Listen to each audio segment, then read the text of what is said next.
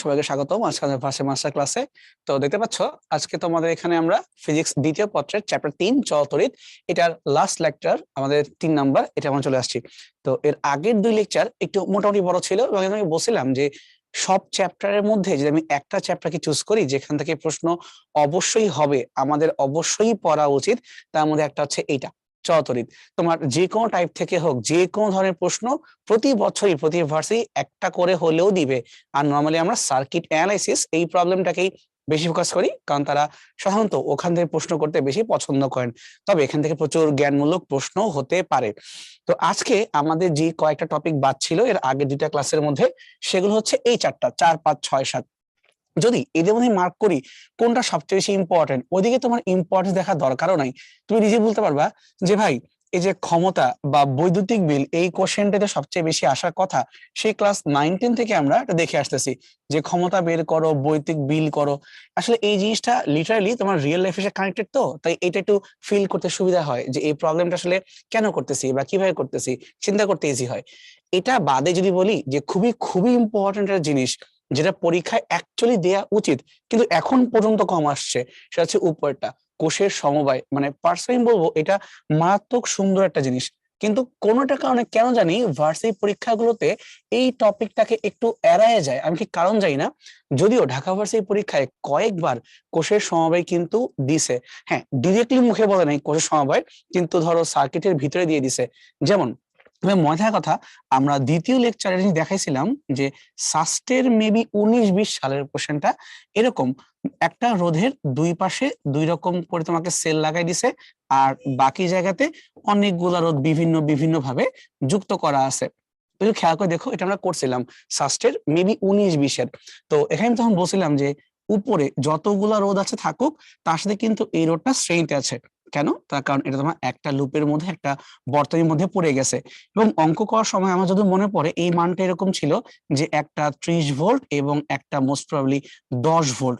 তখন আমি বলছিলাম সিকোয়েন্স চেক দাও, অর্থাৎ 30-এর বাম পাশে প্লাস ডান পাশে মাইনাস এবং 10-এর বাম পাশে মাইনাস ডান পাশে প্লাস, সিকোয়েন্স কিন্তু মেলে নাই। অর্থাৎ এই কথা মানে হচ্ছে যে প্লাস মাইনাস এটা same sequence, repeat repeat repeat এভাবে হচ্ছে। এরকম ক্ষেত্রে পুরা ব্যাপারটা কম্বাইন্ড হয়ে যায়, মানে আলটিমেটলি যোগ হয়ে যায়। কিন্তু যখন সিকোয়েন্স উল্টা হয়, প্লাস মাইনাস মাইনাস প্লাস, তখন এই দুজনকে কিন্তু যোগ করা যায় না, তখন এই দুজনকে বিয়োগ করতে হয়। মানে এই 30 ভোল্ট আর 10 ভোল্টের পরিবর্তে আমরা একটা ভোল্টেজ লিখবো এবং বুঝতেই পারতেছি এদের বিয়োগফল 20 ভোল্ট হবে।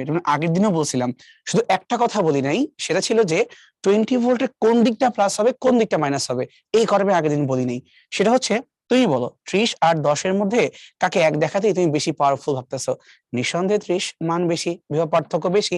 তাহলে 30-এর যে পাশে হবে পজিটিভ, সেই পাশে হবে আলটিমেটলি এই 20 ভোল্টের পজিটিভ, আর মাইনাসটাও ঠিক একই ভাবে হবে। তাহলে এই যে আমি ডিরেক্টলি যোগ বিয়োগটা করতে পারলাম, এটা আমি কখন করতে পারলাম? যখন আমি এই দুইটা কোষের কোনো অভ্যন্তরীণ রোধকে জাজ করি নাই, শুধুমাত্র পাশাপাশি বসাই দিছি। একটা এক্সাম্পল দিয়ে বুঝাই। ধরা যাক যে এমনটা হতো, এই যে এটা আমাদের একটা কোষ এবং তার পাশে আমাদের এটা আরেকটা কোষ, এবং তার সাথে ব্যাটারির সাথে বহিস্থ রোধে এভাবে যুক্ত করে দিলাম। ব্যাটারি না, সেল বলা উচিত, সরি এটা সেল বললাম, কোষ বললাম। তো ধরো এটা মান তোমার হচ্ছে 5 ভোল্ট আর ধরো তোমার এটা মান হচ্ছে 2 ভোল্ট, কিন্তু সেম সিকোয়েন্সে আছে। আর এই ধরলাম যে আমাদের বহিস্থ রোধের মানটা হচ্ছে 10 ওহম। তাহলে এখানে আই কিভাবে বের করবো আমরা? তাহলে আই সমান সমান ভি ডিভাইডেড বাই আর। রোধের মান তো এখানে 10 আমরা দেখতেই পারতেছি। ভি কিভাবে করবো? 5 এবং 2 সিকোয়েন্স চেক করো, প্লাস মাইনাস প্লাস মাইনাস একইভাবে আগাচ্ছে। তার মানে এই দুইটা মিলেমিশে টোটাল আমাদের 7 ভোল্ট হয়ে যাবে। এখন কারেন্ট যা আসবে আসবে, কিন্তু কারেন্ট যা আসবে আসবে বললেও আমার তো দিকটাও বোঝা উচিত, তাই না? যেহেতু দুইটা একই দিকে আছে তাহলে কনফিউশনে কি আছে? তাহলে প্লাস থেকে প্রবাহ উৎপন্ন হয়ে ঘুরে মাইনাসের দিকে আসবে। কিন্তু এই ধরনের কনফিউশন তখনই পাকে যে ধরো যখন আমাদের এরকম দুইটা কোষ দিয়ে দেয়। এটা কাজ করি, আমরা এখানে আরেকটা রোধ অ্যাড করে দেই। এই নাও, ইজি করে ফেললাম।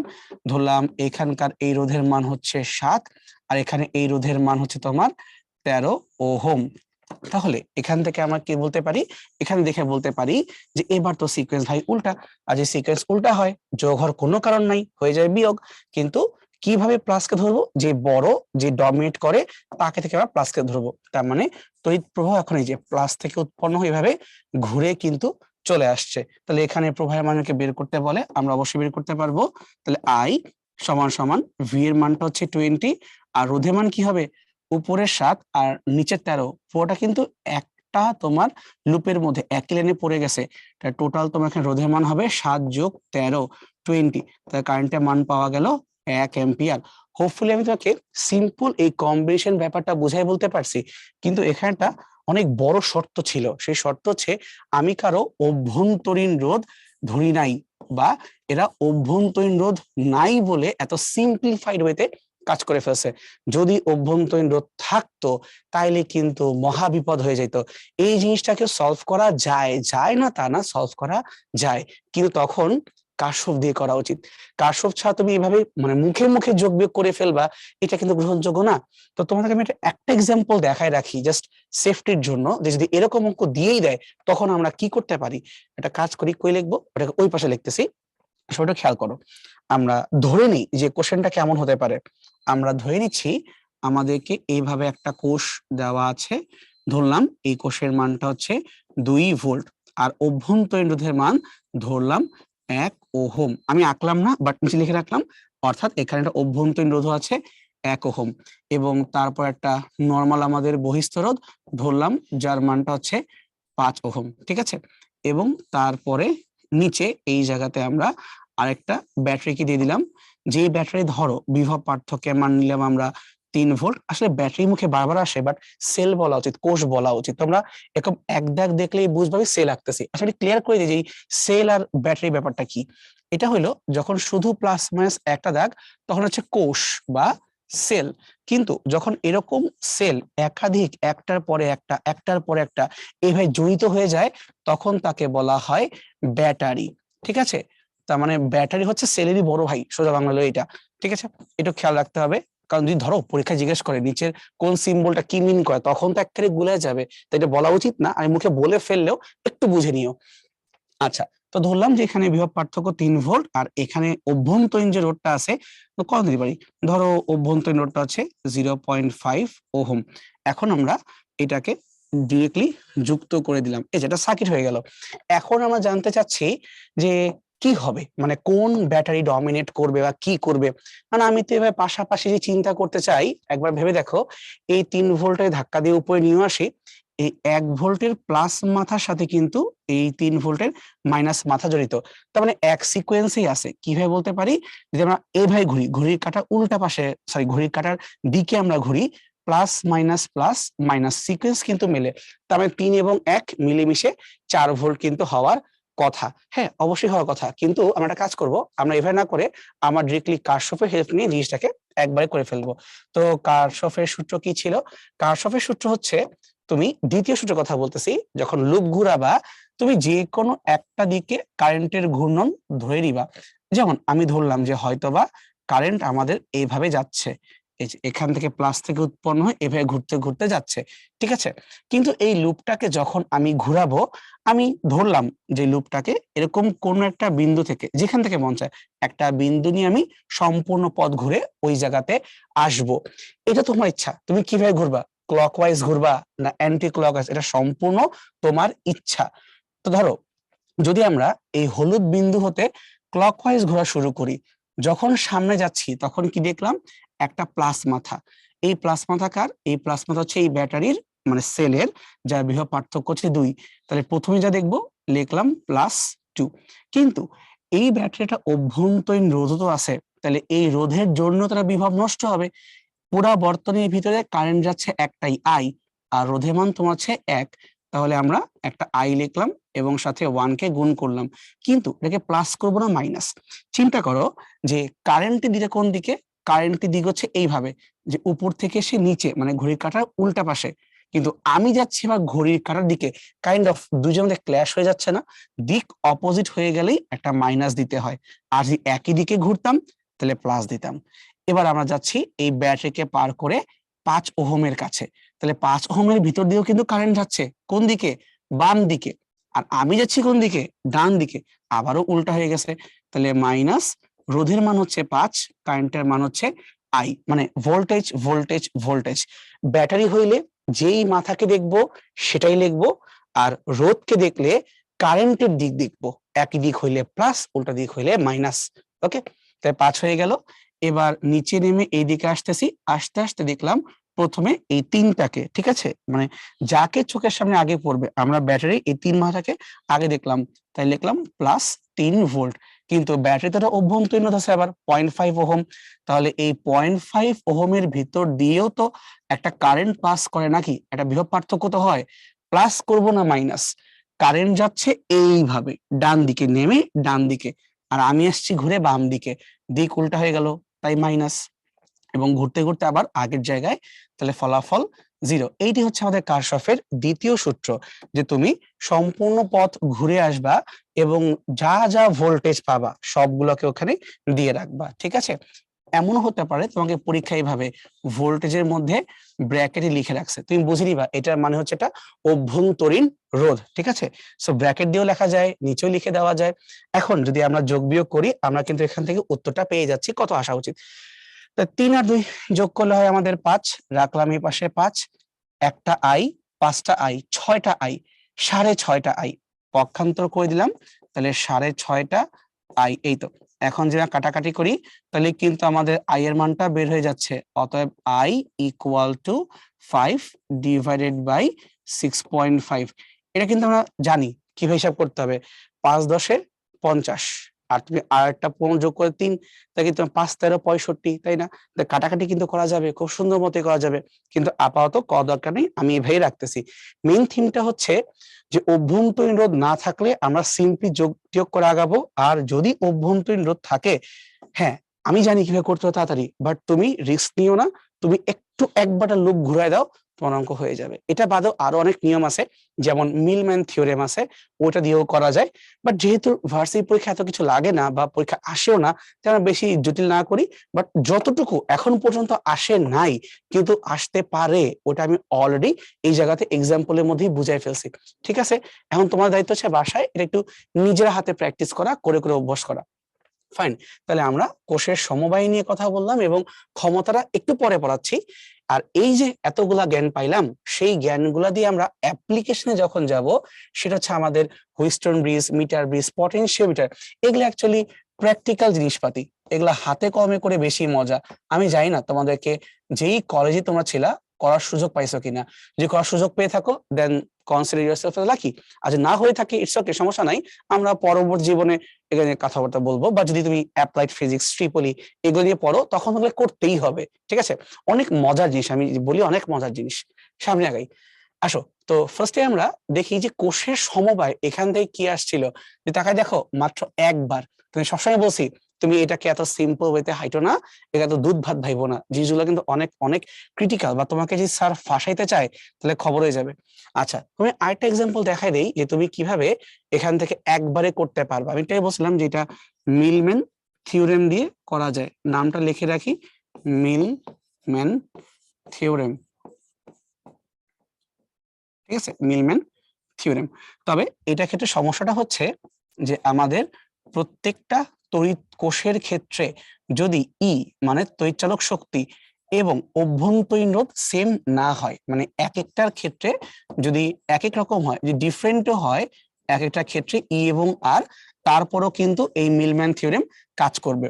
বাট তোমাদের বইতে যে কাজটা করা হয়েছে, প্রত্যেকটার ক্ষেত্রে তড়িৎচালক শক্তি এবং অভ্যন্তরীণ রোধকে সেম ধরা হয়েছে এবং কোনো সিকোয়েন্স ব্রেক করে নাই, মানে প্লাস মাইনাস এভাবে ধরছে, কিন্তু কখনো তো মাইনাস প্লাস প্লাস মাইনাস উল্টা পাল্টা হইতে পারে। মিলম্যান থিওরেম দিয়ে করলে কোনো সমস্যা নাই, তুমি ডিরেক্টলি নিতে পারবা। এই থিওরেমটা আসছে কিভাবে, এই মিলম্যান থিওরেমটা অ্যাকচুয়ালি কারশফের সূত্র থেকেই আসছে। সো আমরা যদি মিলম্যান সূত্র নাও পারি কোনো সমস্যা নাই, আমরা কারশফের দ্বিতীয় সূত্রকে অ্যাপ্লাই করব, মানে লুপের শর্ত, অটোমেটিক্যালি তোমার এটা প্রুফ হয়ে যাবে। এখানে আমরা কি করতে পারি, এই মিলম্যান থিওরেম থেকে আমরা চাইলেই কারেন্টের মানটা বের করতে পারি, ঠিক আছে। এটা কিভাবে আসে, তোমার হচ্ছে E by R summation divide by 1/r এর সামেশন, এখান থেকে ডিরেক্টলি আমরা কারেন্টের মানটা বের করতে পারি। তাহলে ই আই সমান সমান ই ডিভাইডেড বাই আর, এইটার সামেশন ডিভাইড বাই 1/r, এটার সামেশন। মানে যতগুলা তড়িৎচালক কোষ আছে তাদের তড়িৎচালক শক্তি এবং তাদের অভ্যন্তরীণ রোধকে অনুপাত করে লবে যোগ করব, আর নিচে তাদের প্রত্যেকের অভ্যন্তরীণ রোধকে জাস্ট 1/, করে করে যোগ করবো এবং অনুপাত করে দিলেই এটা পাওয়া যাবে। এবং এই কেসে এক একটা যদি এক একটা আর যদি আলাদাও হয় তাতেও কোনো প্রবলেম নাই। সেম সিকোয়েন্স হলে যোগ করতে হয়, উল্টাপাল্টা সিকোয়েন্স হলে বিয়োগ করতে হয়। এই বিষয় নিয়ে আমরা অ্যাডভান্স কোর্সের মধ্যে দেখাবো, আরো ভালো করে দেখাবো। ঠিক আছে, ওই ক্লাসটি একটু কইরো, তাহলে তুমি আরো ভালো বুঝতে পারবা। ওকে ফাইন, চলো সামনে আগাই। আমরা তোমাদের বইয়ে এখন যেটা আছে সেটার মধ্যে কথা বলার চেষ্টা করি। এটা হচ্ছে এইটা, যে যদি এরকমটা হয় অনেকগুলো কোষ একই সাথে যুক্ত অবস্থায় আছে এবং প্রত্যেকটা কোষের ক্ষেত্রে তুমি খেয়াল করো তাদের তড়িৎচালক কোষের যে তড়িৎচালক শক্তিগুলোর যে সিকোয়েন্স প্লাস মাইনাস এভাবেই আছে, মানে তাদের দুই প্রান্তের যে পোলারিটি এভাবেই আছে, প্রত্যেকের মান সেম আছে এবং প্রত্যেকের অভ্যন্তরীণ রোধ হুবাহু সেম আছে। সো বেসিক্যালি প্রথম শর্তটাই হচ্ছে যে আমরা কোষগুলোকে শ্রেণীতে যুক্ত করব, তা তো বুঝলাম, কিন্তু সবার এবং আর সেম হতে হবে। যদি এটা না হয় তাহলে কিন্তু এখন আমরা যে কথাগুলো বলতেছি এটা কিন্তু সত্য হবে না। জিনিসটা কাজ করে কিভাবে, একটা সিম্পল তোমাকে আমি এক্সাম্পল দিয়ে বোঝানোর চেষ্টা করি। শুধু এভাবে, যে ধরো তোমাকে আমি যে কোষগুলো দিচ্ছি প্রত্যেকটা কোষের এখানে তড়িৎচালক শক্তির মান হচ্ছে 2 ভোল্ট 2 ভোল্ট 2 ভোল্ট করে, এবং প্রত্যেকেরই ধরে নাও অভ্যন্তরীণ রোধ হচ্ছে এখানে 1 ওহম করে, প্রত্যেকের একদম হুবাহু সেম টু সেম, কোনো পরিবর্তন নাই। এবং এদের সাথে আমরা কাকে যুক্ত করব, এদের সাথে আমরা যুক্ত করবো এভাবে একটা বর্তনীর বহিস্থ রোধকে। সরি, এখানে আমি রোধ নায়কে একটা কোষে কে ফেলছি, কোষ হবে না, এখানে আমাদের একটা রোধ আঁকতে হবে। এটাকে বলবো আমরা বর্তনীর বহিস্থ রোধ বা ক্যাপিটাল আর। যেমন ধরো 30 ওহম বহিস্থ রোধ। তাহলে এখন এই বর্তনীর প্রবাহটা কত সেটা আমরা বের করতে চাই, মানে এই যে আইটা কত সেটা আমি বের করতে চাই। ধরে নাও আমরা এই থিওরি বা এগুলা কিচ্ছু জানি না, কমন সেন্স তো কাজ করে নাকি। তো যদি কমন সেন্সই খাটাই আমরা, একবার চিন্তা করো এখানে পরপর 3টা 2 ভোল্ট আছে এবং সবারই বাম পাশে প্লাস ডান পাশে মাইনাস। তো 3জন মিলে কি একটা 6 ভোল্টের বড় ব্যাটারির মতো কাজ করবে, যার বাম পাশে প্লাস ডান পাশে মাইনাস, তাই না? এর সাথে বিভব পার্থক্য। এবার চিন্তা করি এই সম্পূর্ণ বর্তনীর রোধের মান কত। 30 ওহম তো আগে থেকেই আছে এবং তার সাথে এই যে অভ্যন্তরীণ রোধগুলো এরা কিভাবে আছে, একই লাইনে, অর্থাৎ শ্রেণীতে যুক্ত রোধ। তাহলে এই 3টা এক আর নিচের 30, এরা দুইজনই কিন্তু টোটাল বর্তনীর শ্রেণীতে যুক্ত রোধ। তার মানে এখানে বের করতে চাই যে আমাদের আই এর মানটা কত হবে। উপরে লিখতে হবে সবাই মিলেমিশে আমাকে যতগুলো ভোল্ট দিচ্ছে, তাহলে প্রত্যেকটা 2 ভোল্ট এরকম 3জন করে আমাকে টোটাল 6 ভোল্ট দিচ্ছে। আর রোধের মানটা কত, বহিস্থ রোধ তো আর বাদ যাবে না, 30 তো থাকবেই, তার সাথে আরো এই যে এক যুক্ত হলো, কিন্তু এক কয়বার আছে, এই একও কিন্তু 3বার যুক্ত, তাই 3বার আছে। এখন এই জিনিসটাকে তুমি যদি চাও সূত্র আকারে লিখতে, এইভাবে লিখতে পারবা। 2 বলতে আমি বুঝতেছি প্রত্যেকটা তড়িৎচালক কোষের তড়িৎচালক শক্তি। 3 বলতে কি বুঝতেছি, 3 বলতে একটা লাইনে একটা ব্রাঞ্চে যতগুলো আছে। তার মানে বলতে পারি জিনিসটা কিভাবে, যে যে কোনো ব্রাঞ্চে অথবা প্রতিটি ব্রাঞ্চে, BRANCH, প্রতিটি ব্রাঞ্চে ই এর সংখ্যা, মানে কোষ এর সংখ্যা, এটা হচ্ছে আমাদের জন্য 3। ওকে, তাহলে আমি যদি ধরে নেই যে প্রতিটি ব্রাঞ্চে আমাদের যতগুলো করে কোষ থাকবে সেটা হচ্ছে n, যদি ধরে নিই n সংখ্যক, তাহলে এখানে তোমার হয়ে গেল NE ডিভাইডেড বাই নিচে হবে এই 30, মানে কি বহিস্থ রোধ বড় হাতের আর, এবং তার সাথে 1 × 3। 1টা কি, 1টা হচ্ছে ছোট্ট হাতের আর অভ্যন্তরীণ রোধ, আর 3টা কি, 3টা হচ্ছে যতগুলো তোমার কাছে আছে। একটু ভালো করে খেয়াল করো তো, আমি যে মাত্র এখানে এটা তোমাকে সিম্পল সম্পর্ক বুঝাই বললাম, তার মানে যখন কোষগুলো শ্রেণীতে যুক্ত হয় তখন কি আমাদের কমন সেন্স যা বলছে সূত্র ঘুরে ফিরে তাই বলছে না। এটাকে তুমি চাইলে কারশফের সূত্র দিয়েও প্রুফ করতে পারো, মানে একটা লুপ ঘুরে আসলে কিন্তু হয়ে যাবে, অথবা জিনিসটাকে আমরা কমন সেন্সের হিসাবেও সামনে আগায় নিতে পারি। বুঝতে পারছি আমরা? ঠিক আছে, তাহলে এখন ঠিক একই ওয়েতে আমরা যাব সমান্তরাল কম্বিনেশনের ক্ষেত্রে শ্রেণী তো করলাম, এবার সমান্তরালে কি হবে, ঠিক আগের পেজের কথাগুলোই, যে আমরা এখন প্রত্যেকটাকে সমান্তরালে যুক্ত করব এবং খেয়াল রাখবো যেন প্রত্যেকেরই সিকোয়েন্স মেলে, এক পাশে সবারই প্লাস আর এক পাশে সবারই মাইনাস প্রান্ত, মানে পোলারিটি সেম রাখলাম। ইভেন প্রত্যেকের জন্যই তড়িৎচালক শক্তি এবং অভ্যন্তরীণ রোধের যে মান এটাও কিন্তু আমরা সেম রাখবো, মানে এটাকে বাড়াবো না কমাবো না, সবই যদি সেম থাকে তখন যে আমাদের এটা কাজ করবে। আর যদি সেম না থাকে তখন যে বলছিলাম হয় তুমি কারশফকে নিয়ে আসো অথবা মিলম্যান থিওরেমকে নিয়ে আসো। ঠিক আছে, এমনটা আসে না, কখনোই আসে নাই, বাট বললাম আর কি, কেউ জিজ্ঞেস করতে যে ভাই করেন তো উল্টা পাল্টা, তাহলে কি করব, তাইলে আমরা কি করব, একটা হিন্ট দিছি। আমি আরেকটা এক্সাম্পল একটু পরে দেখাবো, এখানে আগে এটা আমি একটু বুঝাইনি।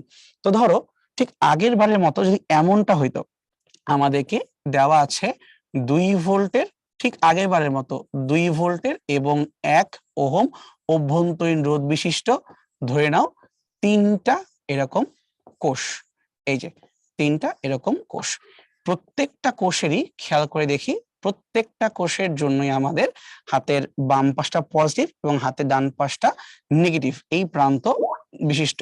এখন এখানে আমরা একটা ভিতরে বহিস্থ রোধকে যুক্ত করে দিলাম, ধরলাম ঠিক আগের বারের মতো এই মানটা হচ্ছে আমাদের 30 ওহম। তাহলে তুমি এখন লজিক্যালি ভাবো তো, আমরা কি পড়ছিলাম সমান্তরালের ক্ষেত্রে, সমান্তরালে যদি একাধিক লাইন থাকে তাহলে প্রত্যেকটার বিভব পার্থক্য কিন্তু সেম থাকতে হবে, মানে উপরের ব্রাঞ্চ নিচের ব্রাঞ্চ প্রত্যেকের বিভব পার্থক্য সেম থাকতে হবে।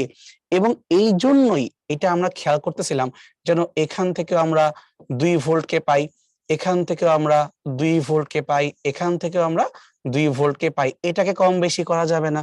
তাহলে এখন আমি যেই কারেন্ট এখান থেকে পাবো, মানে টোটাল বর্তনী যে কারেন্টটা আমরা পাবো, আইপি নাম দিলাম কারণ আমরা প্যারালাল কম্বিনেশনে আছি।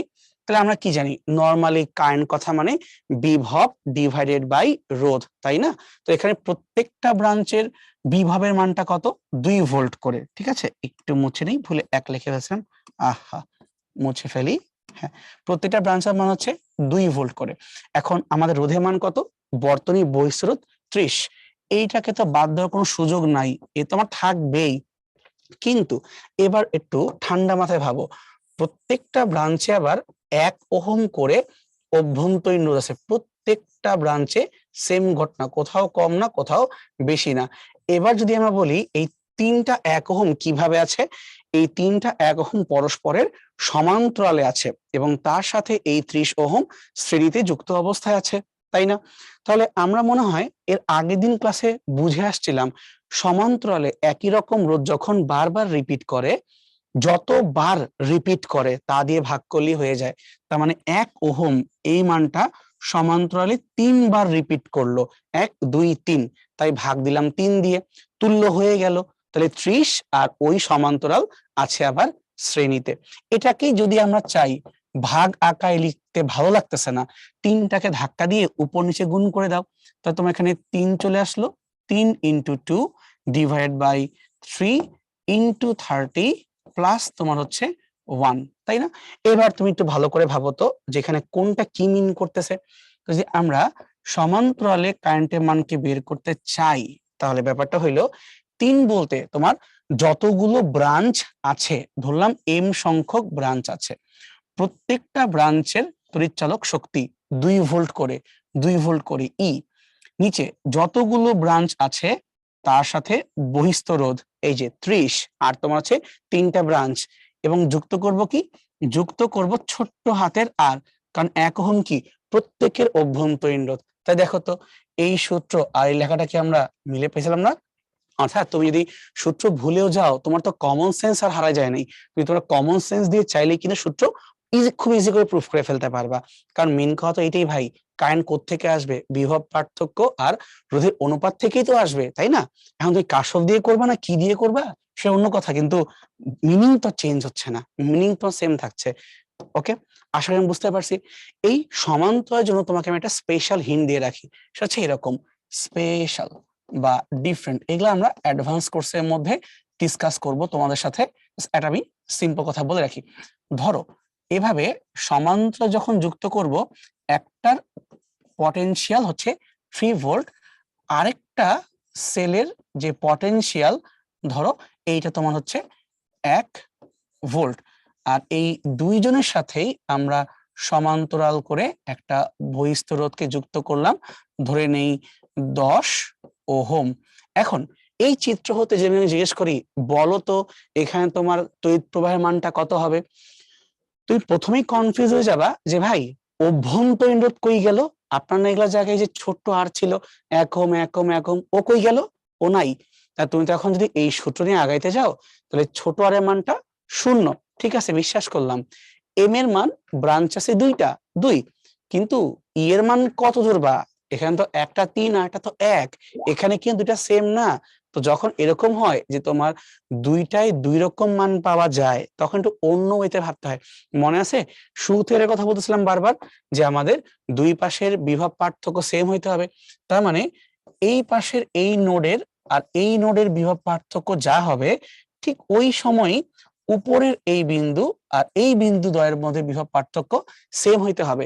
কিন্তু একটু লজিক্যালি চিন্তা করো, এই জায়গাতে তুমি যদি এই কাজটা করতে যাও উপরে 3 আর নিচে 1 কম বেশি হয়ে যাচ্ছে না? এখন বিভব বেশি কোনটার, 3 ভোল্টের।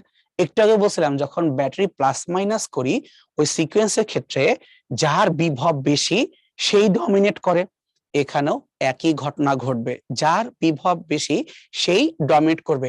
অর্থাৎ এইটার চেহারা হবে এরকম যে বেশি 3 ভোল্ট শুধুমাত্র সে এক্সিস্ট করবে, 1 ভোল্ট গায়েব হয়ে যাবে। 3 ভোল্টের সাথে শুধুমাত্র এখানকার এই যে 10 ওহম এইটা এক্সিস্ট করবে, বাকি সব শেষ। তাহলে এখন এখান থেকে অ্যান্সার আমরা কি পাবো, এখানে আমরা অ্যান্সারটা পাবো এই সার্কিটের আই হবে বিভবের মান 3, রোধের মান 10, তাহলে তোমার হচ্ছে 0.3 অ্যাম্পিয়ার। দেখছো আমি তোমাকে আগে বলছিলাম এটা কিন্তু স্পেশাল। তার মানে স্যাররা যদি আমাদেরকে ভাসাইতে চান তাহলে তাদের কাছে কিন্তু অনেক ট্রিক আছে। জাস্ট একটা সিম্পল এই নর্মাল কোষের সমবায়টাকেই ওনারা এইভাবে দিয়ে দিবেন, আমাদের তাতেই কিন্তু খবর হয়ে যাবে। এই যে বুঝতে পারছো, তার মানে একটু বাসায় এই জিনিসগুলো আমাদের ঠান্ডা মাথায় চিন্তা করার দরকার আছে। এগুলা হঠাৎ করে দিলে মাথায় আসে না, এগুলো অনেক প্র্যাকটিস করার জিনিস। সো মনে রাখবা যে যার ভোল্টেজ বেশি সে ডমিনেট করবে, তারপর বাকিটা তুমি বুঝে গেছো। আর যদি এরকম না হয় আমাদের এই কেসগুলো হয় দেন ফাইন, তুমি জানো তুমি কি করতে হবে, ঠিক আছে। সো একটু খেয়াল রাখবো আমরা, এখন আমরা সামনে আগাইতে পারি। দেখো শ্রেণী আর সমান্তরাল তো করলাম, এবার যদি এমন হয়তো মিক্স করে ফেলি, অর্থাৎ আমরা এখানে শ্রেণীতেও রাখবো সমান্তরালেও রাখবো, কিন্তু শর্ত হচ্ছে ঠিক আগের বারের মতো যে প্রত্যেকেরই তড়িৎ চালক শক্তি এবং অভ্যন্তরীণ রোধ সেম থাকতে হবে এবং সিকোয়েন্স মিলতে হবে, অর্থাৎ প্লাস মাইনাস সেম সিকোয়েন্স হইতে হবে, কোনো উড়াধুরা ঘাপলা পাকাইতে পারবা না, তাইলে কিন্তু আবার তোমার এই শর্তগুলো কাজ করবে না। চিত্র হতে আমরা বুঝতে পারার কথা যে এটা হচ্ছে আমাদের বর্তনীর বহিস্থ রোধ আর, মানে যার ভিতর দিয়ে কারেন্ট যাওয়া নিয়ে আমরা তো মাথা ব্যথা করতেছি। আর উপরের যতগুলো তুমি দেখতে পারতেছ প্রত্যেকটার জন্য তড়িৎচালক কোষের তড়িৎচালক শক্তি হচ্ছে ই এবং প্রত্যেকের অভ্যন্তরীণ রোধ হচ্ছে আর, প্রত্যেকের কোনো কম বেশি নাই। তাহলে এখন ধরো আমি থিওরি জানি না, আমি এই সূত্র পড়ি নাই বা পরীক্ষায় ভুলে গেছি, তাও বের করতে পারবো কিভাবে, কারণ আমি এটা জানি সমান্তরাল যখনই হবে তখন প্রত্যেকেরই দুই পাশের বিভব পার্থক্য সেম থাকতে হবে, এটা কিন্তু আমরা পড়ছি, ডানের বামের বিভব পার্থক্য সেম থাকতে হবে। তাহলে এবার দেখো উপরের লাইনটাতে, এই লাইনটাতে কতগুলা ব্যাটারি আছে, সরি কতগুলা কোষ আছে, 1 2 3 4 5 6, তার মানে প্রত্যেকের যদি তড়িৎচালক শক্তি মান ই করে হয় আছে আমার কাছে 6 জন, এইখানেও সেম এইখানেও সেম, মানে প্রত্যেকটা ব্রাঞ্চ থেকে তারা আমাকে কতগুলো করে বিভব দিচ্ছে, 6e পরিমাণের বিভব দিচ্ছে, তার মানে কাউকেই বাদ দিব না, সবাই থাকবে, কাউকেই বাদ দিব না। এবার আসি আমরা এদের প্রত্যেকের অভ্যন্তরীণ রোধের জন্য 1 2 3 4 5 6, তাহলে প্রত্যেকটা ব্রাঞ্চেই কিন্তু 6টা করে আবার অভ্যন্তরীণ রোধ আছে, তাহলে প্রত্যেকটা ব্রাঞ্চেই এই 6টা করে রোধ একসাথে হয়ে 6R পরিমাণের রোধ তৈরি করলো, প্রত্যেকটা ব্রাঞ্চে তৈরি করলো। বাট এবার ভাবো 3টা ব্রাঞ্চ পরস্পরের কিন্তু সমান্তরাল, যেহেতু 3টা ব্রাঞ্চ পরস্পরের সমান্তরাল হয়ে গেল তবে কি বলতে পারি, সমান্তরালে বিভব পার্থক্য সেম থাকে, তার মানে এরা সবাই মিলে বিভব পার্থক্য 6e দিবে, কারণ তিনজনই সমান। কিন্তু রোধের মান কিন্তু তা হবে না, কারণ আমরা জানি যখন এই ছোট্ট হাতের রোধগুলো সমান্তরালে যুক্ত হচ্ছে তখন 6r এই মানটা রিপিট করছে কতবার, 3টা লাইনে রিপিট করছে, তাই 6r মানটা 3 দিয়ে ভাগ হয়ে গেছে। তো এইটা হলো আমাদের টোটাল বিভব, আর এটা হলো অভ্যন্তরীণ রোধের সমষ্টি। কিন্তু বাহ্যিক রোধ কিন্তু মরে যায় নাই, ও কিন্তু এখনো আছে, বড় হাতের আর। তো এইবার আমরা এখান থেকে ডাইরেক্ট সিদ্ধান্ত নিতে পারি যে ঠিক আছে ভাই, তাহলে আমার এখান থেকে টোটাল যে কারেন্টটা পাওয়া উচিত সেটা হইলো বিভব পাবো আমরা 6টা ব্যাটারির, বহিস্থ রোধ তো থাকবেই, তার সাথে আবার যুক্ত করতে হবে অভ্যন্তরীণ রোধের সমান্তরাল সমবায়। বুঝছো? কিছুই যে না বুঝি, কমন সেন্সে একটু তো বোঝার কথা, ছোট বাচ্চাদের মতো যে ক্লাস 9-10 পড়ে আসছিলাম, ধীরে ধীরে ধীরে আগাইছি।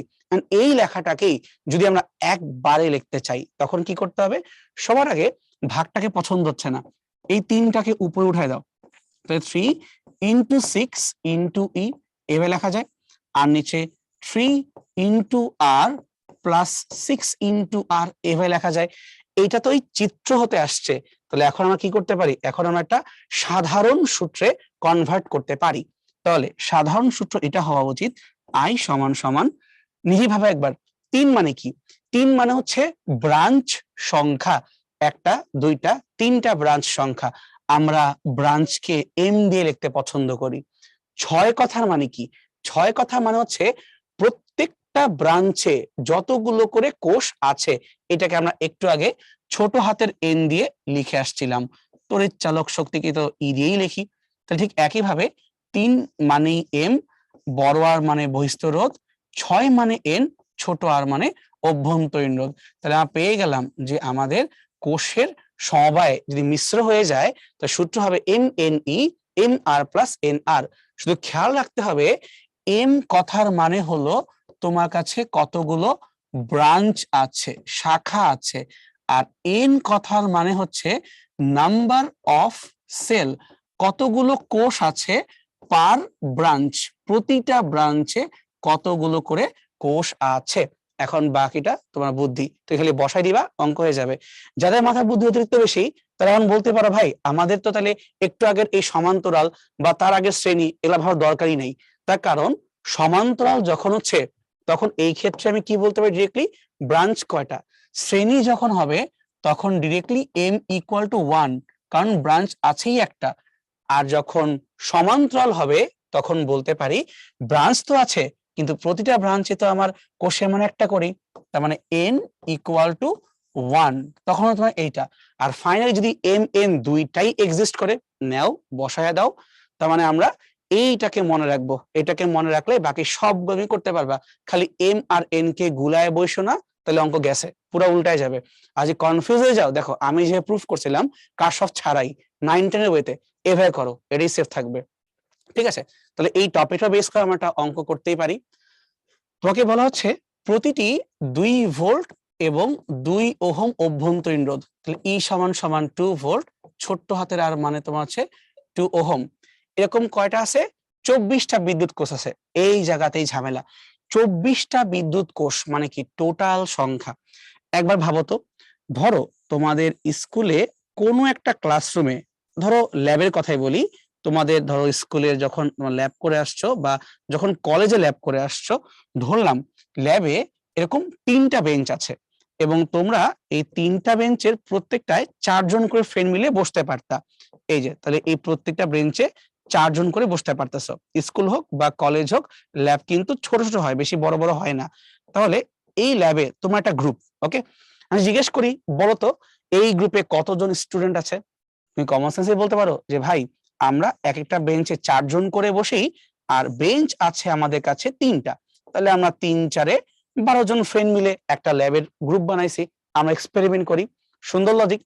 এখন ভাবতে পারো ভাই এইটার সাথে অঙ্কের কানেকশন কোথায়, ডিরেক্টলি কানেকশন আছে।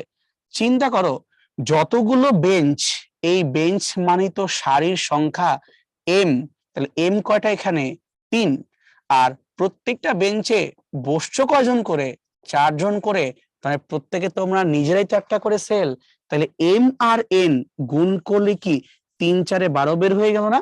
তার মানে একটা সারিতে 4 জন করে রাখবো, এরকম সারি আছে 3টা, তাহলে টোটাল যে কোষকে রাখবো এটা কত 12 হয়ে গেল না? তাহলে এখান থেকে আমরা কি দাবি করতে পারি যে প্রশ্ন মতে এম এন সমান সমান 24? কেন? বলেই তো দিছে 24টা বিদ্যুৎ কোষ আছে, ওকে আমি ভাঙবো যেমন মন চায় ভাঙবো, কিন্তু এম আর এন এর গুণফল তো 24ই হইতে হবে, ঠিক আছে? সো এইটা জাস্ট একটা এক্সাম্পল ছিল, এটাকে আমি আলাদা করে রাখি, থাকুক, সেটা এক্সাম্পল ছিল, বই রাখি এক্সাম্পল ইএক্স। আমরা অঙ্কে ব্যাক করি, কি বলতেছে?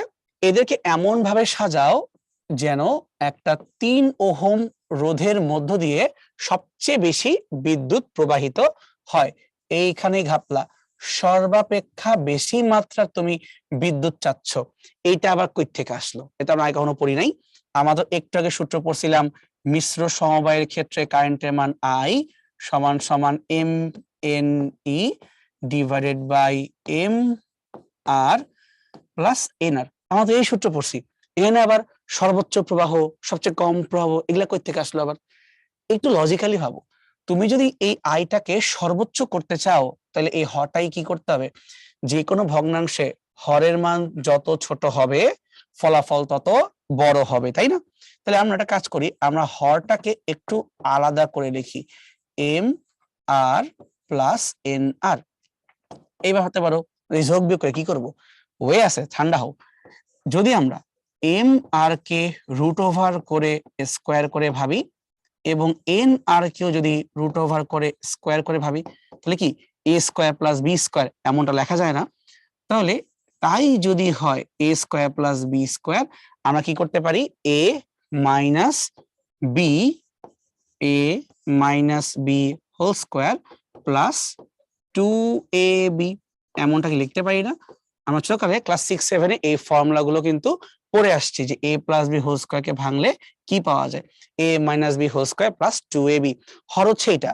এবার লজিক্যালি ভাবো, এই হরটাকে তুমি যদি চাও সর্বনিম্ন করতে, এই হরটাকে চাচ্ছ তুমি সর্বনিম্ন করতে বা মিনিমাম করতে, তাহলে কি করতে পারি? আমরা এই পদটাকে শূন্য ভাবতে পারি না? এই যে এটা, যে সামনে এই পদটা আমার শূন্য হয়ে যায়, তখন কিন্তু মানটা ছোট হয়ে গেল, কারণ এরা কিন্তু বাদ যাবে না, বড় আর ছোট আর এম এন এরা কেউ বাদ যাবে না, কিন্তু কে বাদ যাওয়া সম্ভব? বিয়োগ ফলটা বাদ যাওয়া সম্ভব। তার মানে হরকে যদি মিনিমাম করতে হয় তাহলে আমরা এই সিদ্ধান্তে চলে আসলাম যে আমাদের একটা যোগ বিয়োগকে শূন্য করতে হবে, অর্থাৎ root over M R minus root over N R equal to 0 হতে হবে। অথবা আর ইজি করে বলতে পারি যে ভাই এম আর সমান সমান এন আর, এইটা হইতে হবে, ঠিক আছে? আমি তোমাকে সূত্রটা প্রুফ করে দিলাম। তার পাশে লিখতে পারি যে যদিও এটা হচ্ছে আমাদের সম্পূর্ণ প্রবাহের জন্য শর্ত, বাট এই প্রবাহটাকেই তুমি যদি চাও আবার সর্বোচ্চ করতে, মানে ম্যাক্সিমাম করতে, আই ম্যাক্স ম্যাক্স করতে চাও, তাহলে উপরে হাত দিতে হবে না, এম এন ই সবই তো কনস্ট্যান্ট আসলে, কিন্তু নিচের এই এম আর আর এন আর দুইটাকে তুমি ইকুয়াল বলতে পারো, ঠিক আছে?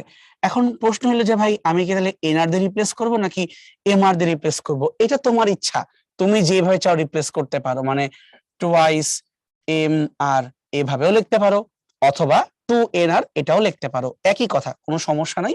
আমি লিখে রাখতেছি এই যে M N E divide by twice N R, মানে একটা লিখলেই হইলো। সমস্যাটা যে জায়গাতে, সেটা হলো এই জায়গাতে যে আমরা তো এম এর মান জানি না, আমরা তো এন এর মানও জানি না, এখানেই বুদ্ধি খাটাও। এম জানো না, কেউ সমস্যা নেই তো, কিন্তু বড় হাতের মান জানো তো, মানে বহিঃস্থ রোধ এটা কত, এই যে 3 ওহম তোমাকে দেওয়া আছে, তাহলে এম ইন্টু 3 সমান সমান, এন জানি না সমস্যা নাই, ছোট আর তো জানো 2 জানো, তাহলে বসায় দাও, তাহলে থ্রাইস এম সমান সমান টুয়াইস এন, অথবা এম সমান সমান 2/3 অফ এন, এটা হচ্ছে আমাদের একটা শর্ত। এবং আমরা আরেকটা শর্ত জানতাম যে এম আর এন কে গুণ করলে পাওয়ার কথা 24, এটা কোত্থেকে পাইলাম? এই যে সংখ্যা, কোষের সংখ্যা এম এবং এন কে গুণ করলে পাওয়ার কথা 24, তো যে আমরা এখানে এম এর জায়গায় বসাই দেই 2/3, দুইটা এন মিলে এন স্কোয়ার সমান সমান 24 হয়ে গেল। এখন যদি আমরা একটু কাটাকাটি করি তাহলে এন এর মানটা পেয়ে যাব। তো দেখো তো কি অবস্থা হয়, 2 দিয়ে 24 কাটলে হয় 12, 3 12 36, 36 কে রুট করলে হয় 6, তাহলে n ইকুয়াল টু 6। আর যেই মুহূর্তে তুমি n এর মান পেয়ে গেলা তুমি তখন কিন্তু m টাকেও পেয়ে যাবা। এই n ইকুয়াল টু 6 টা এই জায়গায় বসাও, 6 দিয়ে 12, 3 দিয়ে কাটলে 3 4 12, তাহলে m ইকুয়াল টু 4। তার মানে আমরা অ্যাটলিস্ট এই উত্তরটা পেয়ে গেলাম। যদি সর্বাধিক প্রবাহ পাইতে হয় তাহলে আমাদেরকে এখানে m এর মান 4 বসাতে হবে আর n এর মানকে 6 বসাতে হবে। এই কথা মানে কি দাঁড়াইলো, বেঞ্চ হবে 4টা আর প্রত্যেকটা বেঞ্চে বসবে 6 জন করে। এই যে এই এক্সাম্পলটার মতো যেরকম পরপর নিচে বেঞ্চ হবে আমাদের 4টা আর প্রত্যেকটা বেঞ্চে বসাবো আমি 6টা করে কোষকে, তাহলে অঙ্ক হয়ে যাবে। ঠিক আছে, তাহলে এখন তো মানটা বের করতে পারি, সব তো হয়েই গেল। তো ফাইনালি আমাদের সর্বোচ্চ প্রবাহ অথবা আই ম্যাক্স এই মানটা আমরা বের করব। ওকে, তাহলে আই ম্যাক্স সমান সমান এম এন গুণ করলে 24 হবে, জানি ই এর মান কত 2 ভোল্ট করে, নিচে রাখলাম 2, এম এর মান তোমার হচ্ছে 4 এবং বড় হাতের আর তোমার হচ্ছে 3। এই যে এখন কাটাকাটি করো, যা পাবা তাই উত্তর। ঠিক আছে, আবার এই 2 4 24 কাইটা বসানো তারা হুরায় এক কথা না, 24 আর নিচে কত আছে 3 4 12 2 24, তা কাটাকাটি করলে 2। তাহলে ফাইনালি আমাদের অ্যান্সার পাওয়া গেল 2 অ্যাম্পিয়ার। আমি কি করলাম, এখানে হলুদ কালার দিয়ে আগে থিওরি বুঝাইলাম, তারপরে এই হালকা পিঙ্ক কালার দিয়ে স্পেশাল শর্ত বুঝাইলাম, তারপর আমি অঙ্ক গেলাম সবুজ কালারে, আর ফাইনাল অ্যান্সার হচ্ছে এই বেগুনি কালারে। ঠিক আছে, আর এই জায়গায় যে আমি গ্রিন কালার মার্ক করছিলাম সেটা এক্সাম্পল তোমাকে বোঝানোর জন্য। ওকে, এখন তোমাদের দায়িত্ব হচ্ছে বাসায় এগুলো ভালো করে নিজের মতো একটু প্র্যাকটিস করা, তাহলেই বুঝতে পারবা যে কিভাবে সর্বোচ্চ প্রবাহ পাওয়া যায়। আমি কেউ যে বলো ভাই সর্বনিম্ন কেমনে পাবো, অঙ্ক করারই দরকার নাই, ব্যাটারি দিব না, কারেন্টই যাবে না, এটা সর্বনিম্ন, বুঝছো? কিন্তু সর্বোচ্চ হইতে হইলে ঝামেলা আছে, তখন উত্তর তোমার 2 অ্যাম্পিয়ার। এর চেয়ে বেশি কারেন্ট তুমি চাইলেও পাস করতে পারবা না, এটা ডিফারেন্সিয়েশন দিয়েও প্রুফ করা যায়। যাই হোক, ওটা তোমরা বাসায় নিজের চেষ্টা করে দেখো যে কিভাবে আমরা এই লব হর না ধরে করতে পারি। যদি না পারো যখন ক্লাসে টিচারকে পাবা জিজ্ঞেস করো, তখন দেখাই দিবেন। আচ্ছা, এখন আমরা কিছু প্রবলেম সলভ করা শুরু করি। জাহাঙ্গীরনগর ইউনিভার্সিটি 17-18, এই জাহাঙ্গীরনগর নাম দেখলেই ভয় লাগে, কারণ এদের বেশিরভাগ ক্ষেত্রে দেখা যায় অঙ্কের মান মেলে না, তাই অঙ্কটা চেক দেওয়া লাগে যে আমি ঠিক করলাম নাকি ওরাও ঠিক করলো। ঠিক আছে, আসো দেখি। 5টি অভিন্ন কোষ মানে সেম, প্রত্যেকেরই তড়িৎচালক বলের মান দিয়ে রাখছে 1.5 এবং অভ্যন্তরীণ রোধের মান ছোট্ট হাতের আর দিয়ে রাখছে 0.05 ওহম। যখন এরা সমান্তরাল সমবায়ে থাকে তখন 0.5 ওহম বহিস্থ রোধের মধ্য দিয়ে যে কারেন্ট যাবে বের করো। সুন্দর জিনিস। তাহলে আমরা ডাইরেক্ট যদি ফর্মুলাই লিখি মিশ্র সমবায়ের M N E M R plus N আর। এখন দেখো এটা কোন ধরনের কম্বিনেশন, এটা সমান্তরাল, যদি সমান্তরাল হয় তার মানে প্রত্যেকটা ব্রাঞ্চে একটা করে কোষকে বসাবো, তাই না? আর তোমার এখানে কয়টা কোষ আছে, 5টা, তাহলে 5টা কোষকে আমরা 5টা লাইনে বসাই দিব। তাহলে এম এর মান তোমার হবে 5, এন এর মান তোমার হবে 1, 1 লিখলেই কি না লিখলেই কি, তাহলে লিখলাম, থাক বাচ্চা মানুষ, বড় হাতের E 1.5 divided by M R plus N R. M হচ্ছে 5, বড় হাতের আর মানে 0.5 আর ছোট্ট হাতের আর মানে তোমার হচ্ছে 0.05। ওকে, তো আসলে গুণটুন করি, উপরে কিন্তু এটা 5-এর সাথে 1 গুণ আকারে আছে এবং তার সাথে 1.5 গুণ আকার আছে। তোমরা আবার এই দশমিক ভাবে উল্টাপাল্টা করে বসো না। তাহলে 5 আর 15 গুণ করলে কত হয়, 5 × 50, 5 × 25, 75 বা সিম্পলি 7.5 লিখলাম। ঠিক আছে, আর নিচে কি অবস্থা, 5 5 কত হয় 25, এক ঘর আগে দশমিক, তাই এটা হয়ে গেল 2.5, যোগ করব কত 0.05। তাহলে উপরে রাখতে পারি আমরা 7.5 আর নিচে রাখতে পারি 2.55, কারণ কি ওই 50 আরো 5 যোগ করলাম। এখন তুমি তাকায় দেখো এটার সাথে কি কোথাও কোনো মান মেলে, আসলে মানে মেলে না, ধারে কাছেও কিছু দেখতেছি না। তাই কাজ করি আর চিন্তা করে বাদ দিয়ে দিই, যা আসছে আসছে। তার কারণ অনেক সময় কিন্তু বসি যে জাহাঙ্গীরনগরের সাথে কিন্তু উত্তর কিছু মিলেমিশে পাওয়া যায় না, তারপর যদি চাও একবার ক্রস চেক দিয়ে দেখাইতে পারি যে কেউ ধারে কাছে যায় কিনা।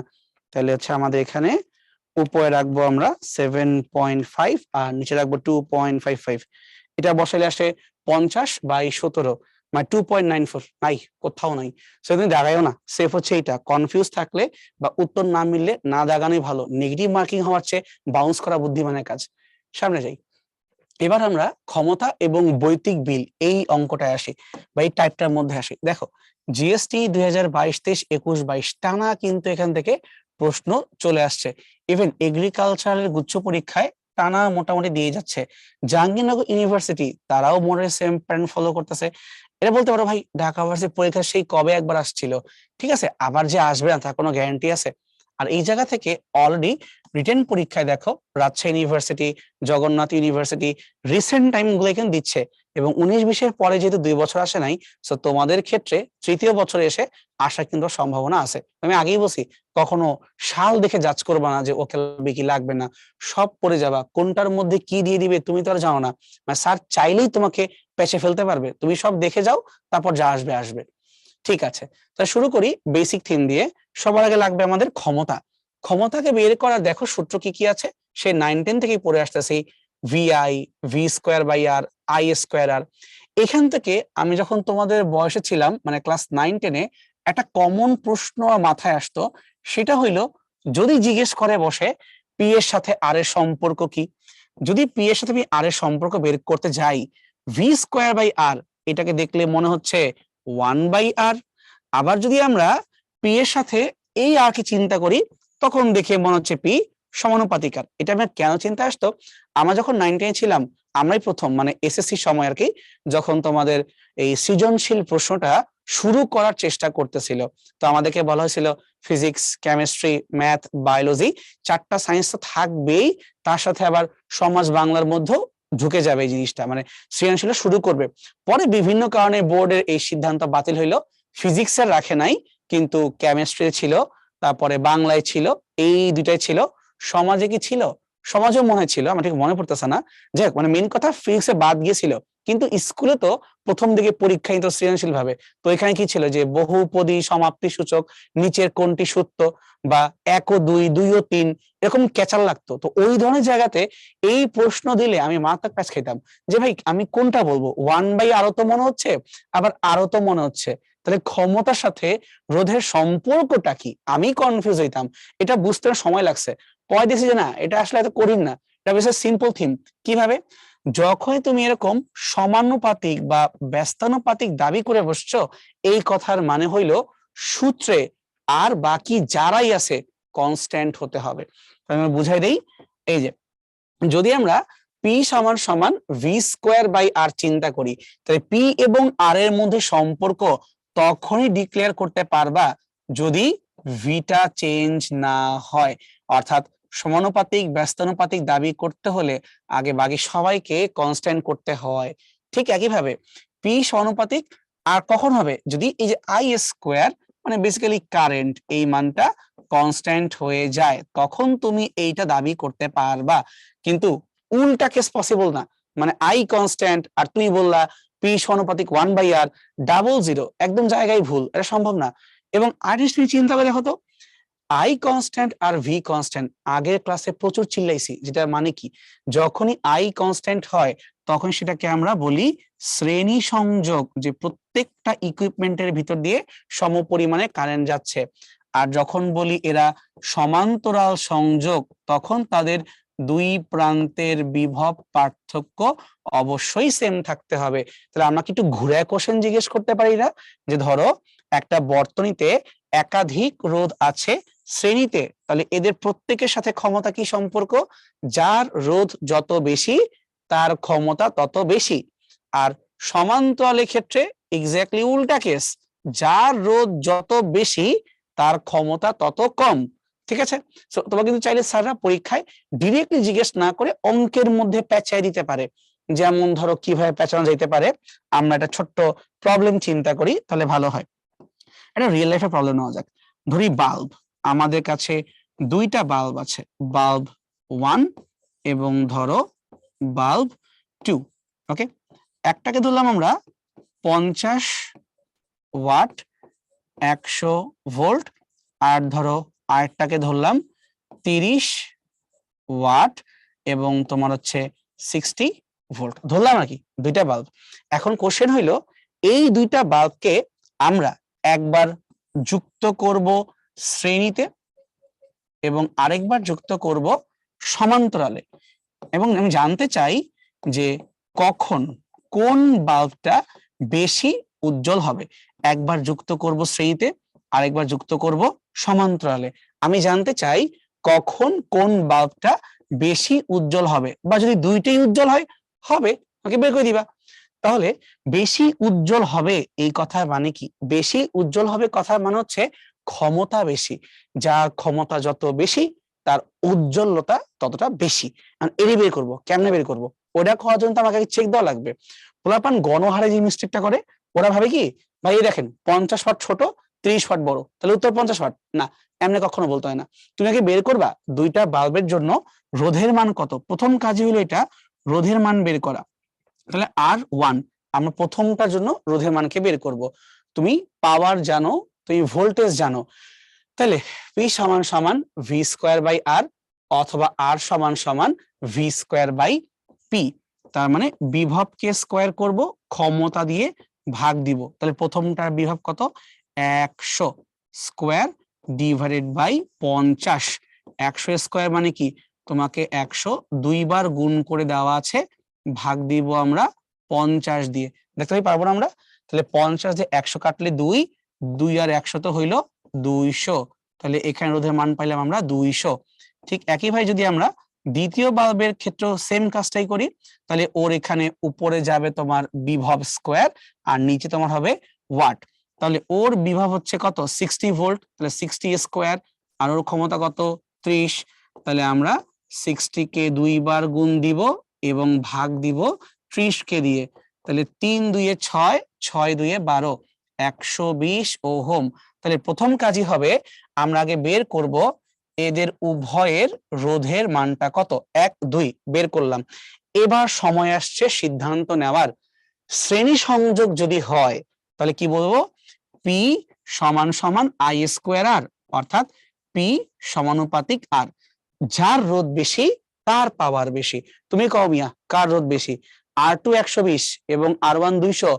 চোখ বন্ধ করে বলতে পারি শ্রেণী সংযোগে আমাদের প্রথম বাল্ব অবভিয়াসলি বেটার পারফর্ম করবে। ওর রোধ বেশি, ওর পাওয়ার বেশি, বেশি উজ্জ্বল হবে। বাট সমান্তরালে উল্টা ঘটনা ঘটবে। পি সমান সমান ভি স্কোয়ার বাই আর, তাই রোধের সম্পর্কটা উল্টা হবে। যার রোধ কম সে বেশি উজ্জ্বল হবে। রোধ কার কম? R2 120।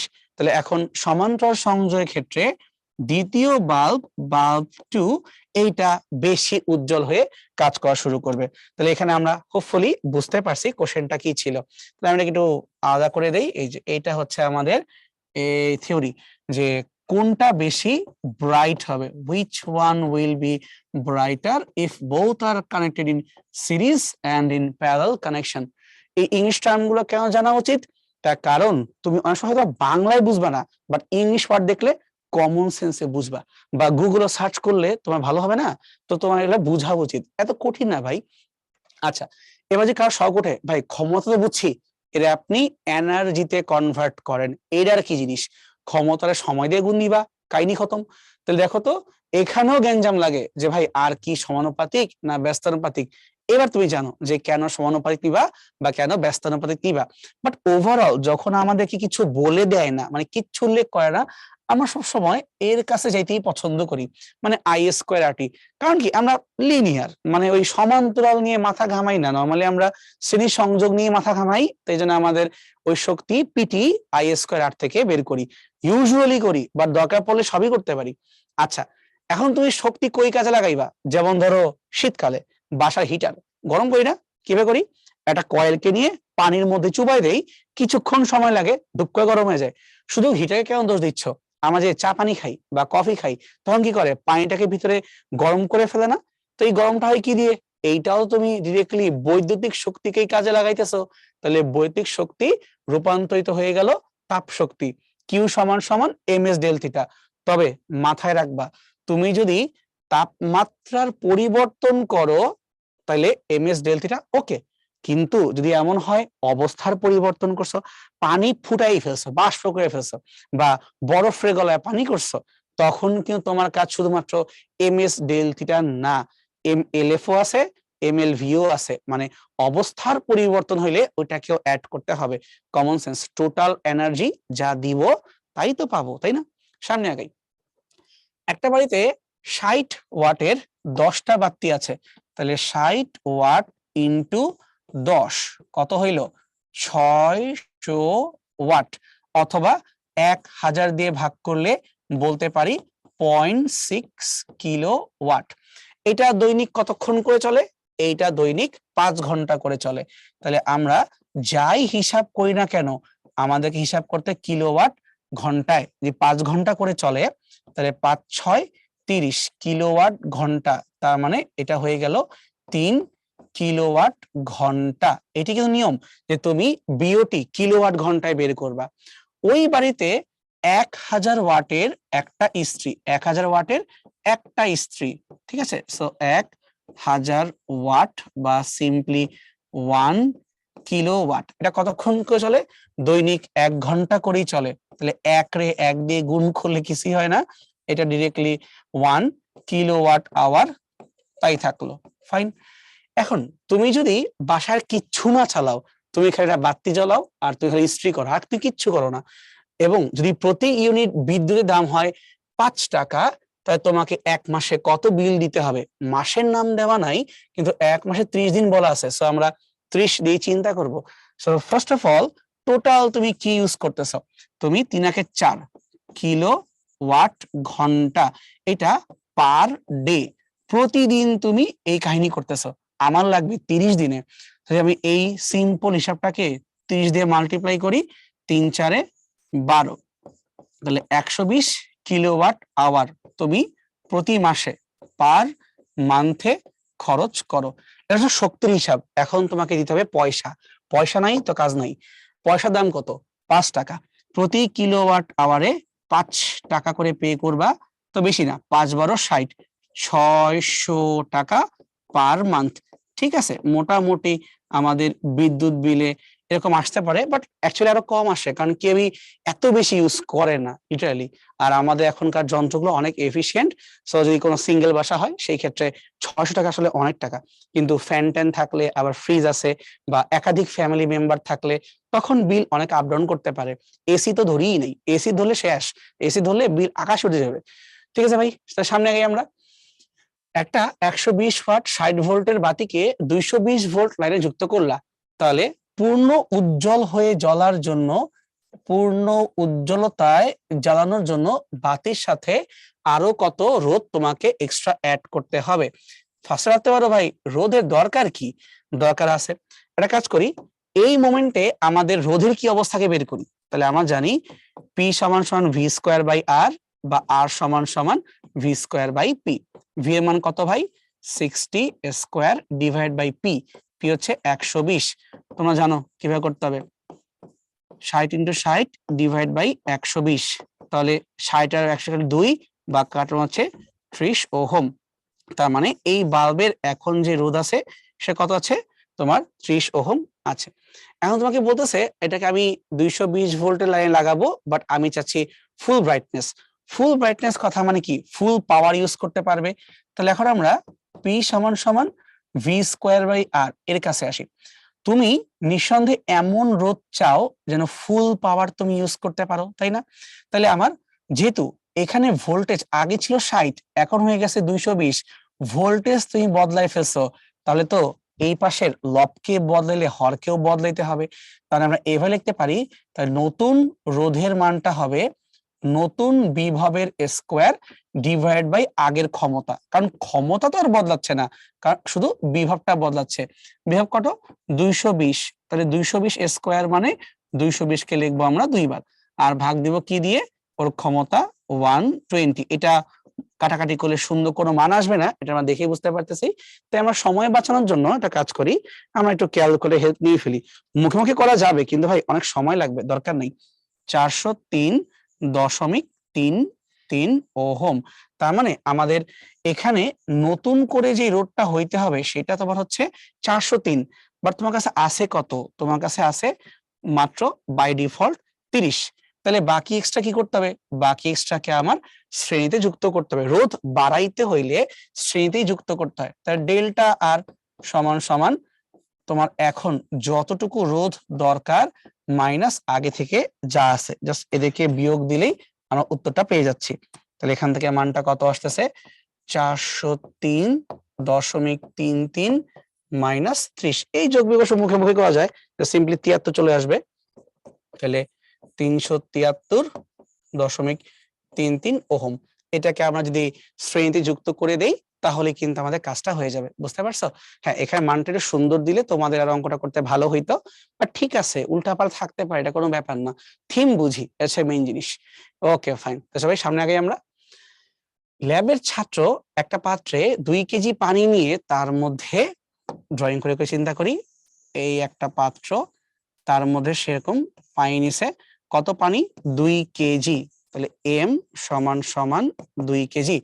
এই পানি নিয়ে তার মধ্যে সে নাকি একটা আবার এবার রেজিস্টার চুবাই দিছে। এই যে রেজিস্টার, এই ধরলো আঁকলাম, চুবাই দিছে।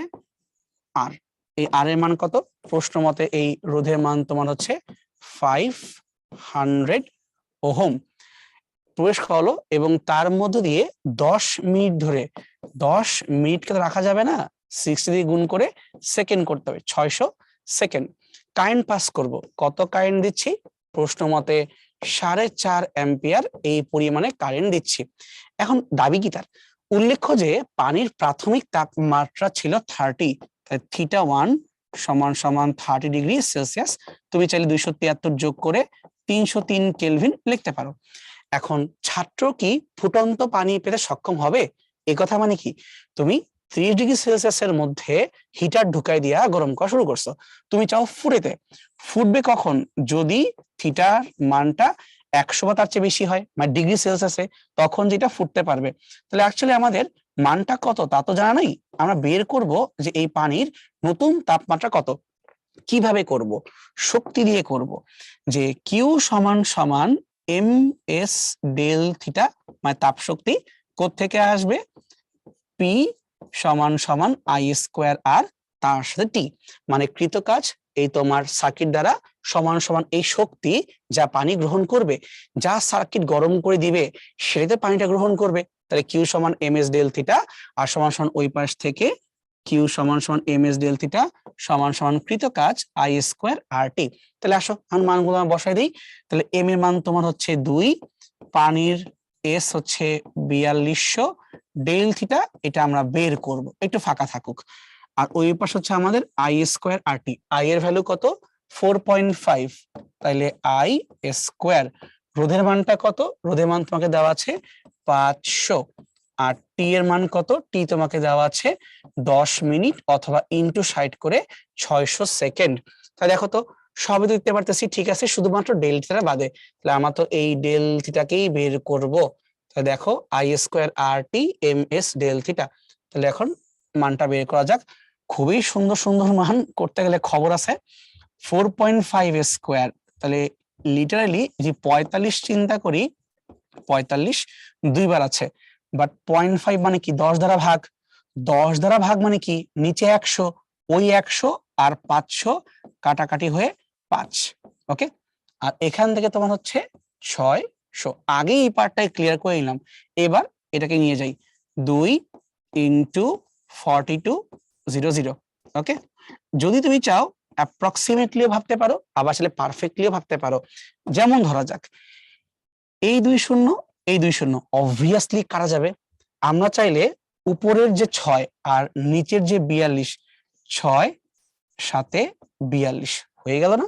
আচ্ছা, সাথে সাথে 45 কাটা যেতে পারে, ডিরেক্টলি কাটবে না, কিন্তু তুমি চাইলে ভাবতে পারো কিভাবে, যে 7 2 14, 3 7 21, 4 7 28, 5 7 35, 6 7 42 কাছাকাছি যায়। তাহলে 7 দিয়ে 45 কাটলে মোটামুটি 6 দিয়ে কাটা যেতে পারে, মোটামুটি, বাট এক্স্যাক্টলি হবে না। তোমাকে বলি এক্স্যাক্টলি কাটলে কত আসবে, 6.42 সামথিং সামথিং। ঠিক আছে, আগে আমরা অ্যাপ্রক্সিমেটলি কাটার চেষ্টা করি। তো ধরো যে আমি কাটি এটাকে, তাহলে 7 দিয়ে কাটলাম, 45কে ধরলাম, 6 7 42। এখন যদি আমরা এই 2 দিয়ে 6কে কাটি, হয়ে গেল 3। অন্তত পক্ষে আমার একটু তোমার আমার ঠিক আছে না, আর একটু বেশি আসবে আর কি। তাহলে 45 ইন্টু 3 ইন্টু 5, 3 5 15, আবার হচ্ছে তোমার 45। এইটা তোমার হচ্ছে একদম যদি মানে লিস্ট মুখে মুখে করতে চাও এই পর্যন্ত, আমার কাছে যেটা হাতে ক্যালকুলেটর আছে, তাহলে আমরা একটু মানটাকে সুন্দর করে করতেই পারি। তাহলে 45 into 45 into 5, 600 divide by 2 into 4200। আচ্ছা তুমি বলো ভাই আপনি চিটিং করতেছেন, আপনি তো এই যে ক্যালকুলেটর আরাম করে করতেছেন। এখন আমি তোমাকে দেখানোর জন্য করতেছি, পরীক্ষার হলে তোমাকে সারা ডাটা নিঃসন্দেহে দিবে না, আর সুন্দর সুন্দর ডাটাই দিবে, তো ভয় পাওয়ার কিছু নাই। দেখো যে আমরা সলভটা করি, এখানে মানটা পাচ্ছি 723 723.21, এটা হচ্ছে একদম এক্সাক্ট ভ্যালু। তাহলে হচ্ছে ডেল থিটা। এখন ডেল থিটাকে আমি কিভাবে কাজে লাগাবো? ডেল থিটাকে আমি চাইলে তোমার এভাবে চিন্তা করতে পারি ডিগ্রি সেলসিয়াস দিয়ে, অথবা আমি কম্পেয়ার করতে পারি কেলভিন দিয়েও, কোনো সমস্যা নাই, একই কথা। তাহলে এখন আমাদের যেই মানটাই আসছে, আমরা এটা একটা কাজ করি ডিগ্রি সেলসিয়াস দিয়ে চিন্তা করি। তাহলে এখান থেকে বলতে পারি থিটা 2 সমান সমান হবে থিটা 1 প্লাস ডেল থিটা। এখন যদি আমি এটাকে 30 ডিগ্রি সেলসিয়াস ধরে আগাই, তো এখানে তো মানটা কিন্তু হচ্ছে 723.21। নিঃসন্দেহে টেম্পারেচার তো 100 ক্রস করেই যাচ্ছে, তাই না? তাহলে হ্যাঁ, উনি পানি ফোটাতে সক্ষম হবেন। অ্যাকচুয়ালি এখানে আরো অনেক কিছু হয়ে যাবে, বাট আমরা জাস্ট একটু জানতে পারলেই খুশি যে পানি ফুটবে কি ফুটবে না। অবশ্যই ফুটবে, বাষ্প হওয়ার জন্য কিন্তু ঘটনা ঘটবে, বাট সেটা আমরা এখন আর বেশিটা চিন্তা করে যাবো না যে এর পরে কি হবে, দরকার নেই, যা আসছে আমরা খুশি আছি। আসো এখন আমরা কিছু প্রবলেম সলভ করি। জিএসটি 22-23, 100 ওয়াটের 5টা বাতি দিনে যদি 8 ঘন্টা করে জ্বলে, তাহলে কত কিলোওয়াট বিদ্যুৎ ব্যয় হবে? 100 কিলোওয়াট মানে 0.1 কিলোওয়াট। এরকম আছে 5টা বাতি, আর চলবে কত করে? 8 ঘন্টা করে। তাহলে 5 8 40, বা সিম্পলি 4। তাহলে তোমার এখানে যে পরিমাণ হচ্ছে 4 কিলোওয়াট ঘন্টা। ঠিক আছে, তাহলে 100 জন তোমার হচ্ছে 0.1 কিলোওয়াট, 5টা মিলে 0.5 কিলোওয়াট জ্বলবে তোমার 8 ঘন্টা করে। তা তোমার হচ্ছে 8 ইন্টু 0.5 বা 540 বা 4 কিলোওয়াট। ঠিক আছে, এই পর্যন্ত আমরা পার ডে করলাম। এখন দেখো তো মে মাস বলছে না, মে মাসে কয়দিন? জানুয়ারি ফেব্রুয়ারি মার্চ এপ্রিল মে, 5 মানে উপরে, তাহলে তোমার হচ্ছে 31 দিন। এটাকে মাল্টিপ্লাই করতে হবে যত দিন ধরে তুমি চাও, ইন্টু যত দিন। তাহলে যে 4 দিয়ে গুণ করি, 4 কে 4 3 4 12, 124। তাহলে এখানে সময়টা হচ্ছে আমাদের সলভ হয়ে গেল 1 মাস ধরে 124 কিলোওয়াট ঘন্টা। ইজি কিন্তু একদম। কোন বাড়ির মেইন মিটারে লেখা আছে সামথিং। এখন ওই বাড়িতে 40টা বাতি নিরাপত্তার সাথে ব্যবহার করতে হলে প্রত্যেকটা বাতির ক্ষমতা কত ওয়াট হতে হবে? তাকে বের করি আমাদের মোট পাওয়ারটা কত। পি সমান সমান ভিআই, তাহলে 200 ইন্টু 8 সমান সমান 1600। এটা হচ্ছে আমাদের টোটাল পাওয়ার। তাহলে এখন কয়টা বাতি তুমি জ্বালাবা? তুমি 40টা বাতি জ্বালাইতে চাও, তাহলে এখন প্রত্যেকটা বাতির পাওয়ার যদি এন করে হয়, তাহলে 40টা মিলে 1600 হইতে হবে, 4 4 16। তাহলে আমাদের 40টা বাতি হইলেই এটা সম্ভব, সেফলি, কোনো সমস্যা হবে না। 1200 ওয়াটের ইস্ত্রি 30 মিনিট কাজ করলে কত বৈদ্যুতিক শক্তির প্রয়োজন হবে? 1200 ওয়াট মানে 1.2 কিলোওয়াট, আর 30 মিনিট, তা আমাদের কি করতে হবে? আবার এটাকে ঘন্টায় আনতে হবে। 30 মিনিট মানে কি? অর্ধেক, ডিভাইড বাই 60, তাহলে ঘন্টা। তাহলে 1.2 ইন্টু হচ্ছে আবার 0.5, তাহলে 1.2 কে অর্ধেক করলে হয় 0.6। তাহলে অ্যান্সারটা হচ্ছে 0.6 কিলোওয়াট ঘন্টা। হিসাবগুলো খুব তাড়াতাড়ি করার চেষ্টা করবা, তাতে আমার ব্রেনটা অভ্যস্ত হবে যে আস্তে আস্তে করার দরকার নেই, তাড়াতাড়ি চেষ্টা করবো আমরা। সমান্তরাল সংযুক্ত দুইটা রেজিস্টারের মান 3 এবং 1, মানে বেসিক্যালি তুমি R1 এবং R2 এদের অনুপাত বলতে পারো 3:1। তাদের মধ্যে পাওয়ারের অনুপাত কত? সমান্তরাল যদি হয় তাহলে P সমান সমান V² বাই R, অথবা P সমানুপাতিক 1 বাই R। উল্টায় যাবে, ও যদি 3:1 হয়, এটা হবে 1:3। আমি অঙ্ক করায় আসছি তোমাদেরকে, না পারা তো কোনো কারণ নাই। একটা বাড়িতে 15 ওয়াটের 10টা লেড বাতি প্রতি রাতে 6 ঘন্টা করে জ্বলে, তাহলে এখন এখানে তোমার শক্তির মানটা কত? সব কিলোওয়াট আওয়ারই আছে। তাহলে 15 ইন্টু 10 150, 150 ইন্টু 9 6 15 90, তাহলে 150 ইন্টু 9, তোমার হচ্ছে সরি সরি 9 তো না, 6। দেখছো মুখে বলছি একটা, লেখছি একটা, 6, 6 15 90, তাহলে 900 ওয়াট আওয়ার, অথবা ভাগ করলে 1000 দিয়ে 0.9 কিলোওয়াট আওয়ার। কিন্তু এখানে এক জায়গাতেও কিন্তু নাই, কিন্তু স্যার তোমাকে ভুল করানো, দেখো 900 কিলোওয়াট আওয়ার দিয়ে রাখছেন না, 900 তো হচ্ছে ওয়াট ঘন্টা আর 0.9 কিলোওয়াট আওয়ার, তাহলে উত্তর হবে কোনটাই নয়। এগুলা হচ্ছে মাইন্ড গেম, যে এমন না তুমি পারো না, বাট তোমাকে মানে ওই মোমেন্টে কনফিউজ করায় দিবে, আর কিছু, বাট তোমরা পারবা। হ্যাঁ, ঠান্ডা হয়েও তাহলেই পারবা। একটি ট্রানজিস্টর রেডিও 9 ভোল্ট ব্যাটারি দ্বারা 10 মিলিওয়াট, বি কেয়ারফুল, মিলিওয়াট এটা চলে। রেডিওর মধ্যে কি পরিমাণ কারেন্ট প্রবাহিত হয়? তাহলে আমরা জানি পি সমান সমান ভিআই, তাহলে আই সমান সমান তোমার হচ্ছে পি ডিভাইডেড বাই ভি। পাওয়ারটা কত? 10 মিলি, মিলি মানে 1000 দিয়ে ভাগ, আর ভি কত? ভি মান তোমার হচ্ছে 9। এবার দেখো এটা কি হইলো, যদি আমি 10 কে কাটে 1000 দিয়ে, তা তোমার কি নিচে এটা 100 হয়ে যাচ্ছে।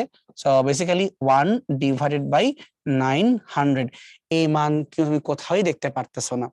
কিন্তু একটু যুক্তি দিয়ে ভাবো, যদি আমরা এখানে চিন্তা করি ভাবে 1/9 কি বুঝায়? 1/9 কিন্তু 0.1 সামথিং কে বুঝায়, মানে এখানে 1 পয়েন্ট সামথিং আসা উচিত। তুমি খুশির ঠেলায় 0.9 দাগায় বসো না।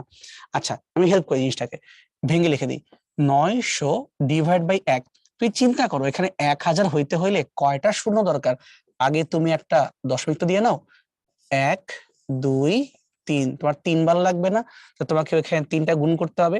অথবা আরেকভাবে চিন্তা করতে পারো যে ভাই দেখেন 1 2 3 এক্সট্রা অ্যাড করলাম, তাই ব্যালেন্স করতে কি নিচো 1 2 3 দেওয়া লাগবে না? সব পরীক্ষায় লেখার দরকার নাই, তোমার প্রচুর জায়গা সময় নষ্ট হবে। তুমি এইভাবে উপরে যে চিন্তা করবা, একই কিন্তু কথা, দুইটার মধ্যে কিন্তু কোনো পার্থক্য নাই। ঠিক আছে? আচ্ছা, তাহলে আসো এখন আমরা খেয়াল করে দেখি এটার মধ্যে কিভাবে কাটাকাটি করতে পারবা। ওকে, একটু ওয়েট আ সেকেন্ড, চেঞ্জ করে দেই। আচ্ছা, তো দেখো এই 900 দিয়ে 1000 কাটলে মোটামুটি 1 পয়েন্ট সামথিং হবে, কারণ এটা 10/9, সো 1.1111 আজীবন কিন্তু চলতেই থাকবে। আর নিচে যে 1000 ভাগ করা মানে কি? মিলি, তাহলে 1.1111 এরকম মিলি অ্যাম্পিয়ারে চলতেই থাকবে। এখন আসলে বুঝতে পারছো উত্তরটা কিন্তু অ্যাম্পিয়ার না, 1.11 মিলি অ্যাম্পিয়ার। আর তুমি যখন অঙ্কগুলো অনেকবার প্র্যাকটিস করবা, তুমি দেখবা ইনটিউটিভলি বুঝতে পারবা যে উত্তরটা ওইটিতে হওয়া উচিত। কিভাবে? যেটা এখানে মিলি দেওয়া আছে, 10 আর 9 কে ভাগ করলে 1.11, ওই মিলি পাশে পাস করে যাবে। এটা তুমি সময়ের সাথে শিখে যাবা, একটু চেষ্টা করতে হবে আর কি। আচ্ছা, একটা পরিবাহীর রোধ 25 ওহম, এর মধ্যে 1 অ্যাম্পিয়ার বিদ্যুৎ 5 মিনিট প্রবাহিত হলে কত ক্যালোরি তাপ উৎপন্ন হয়?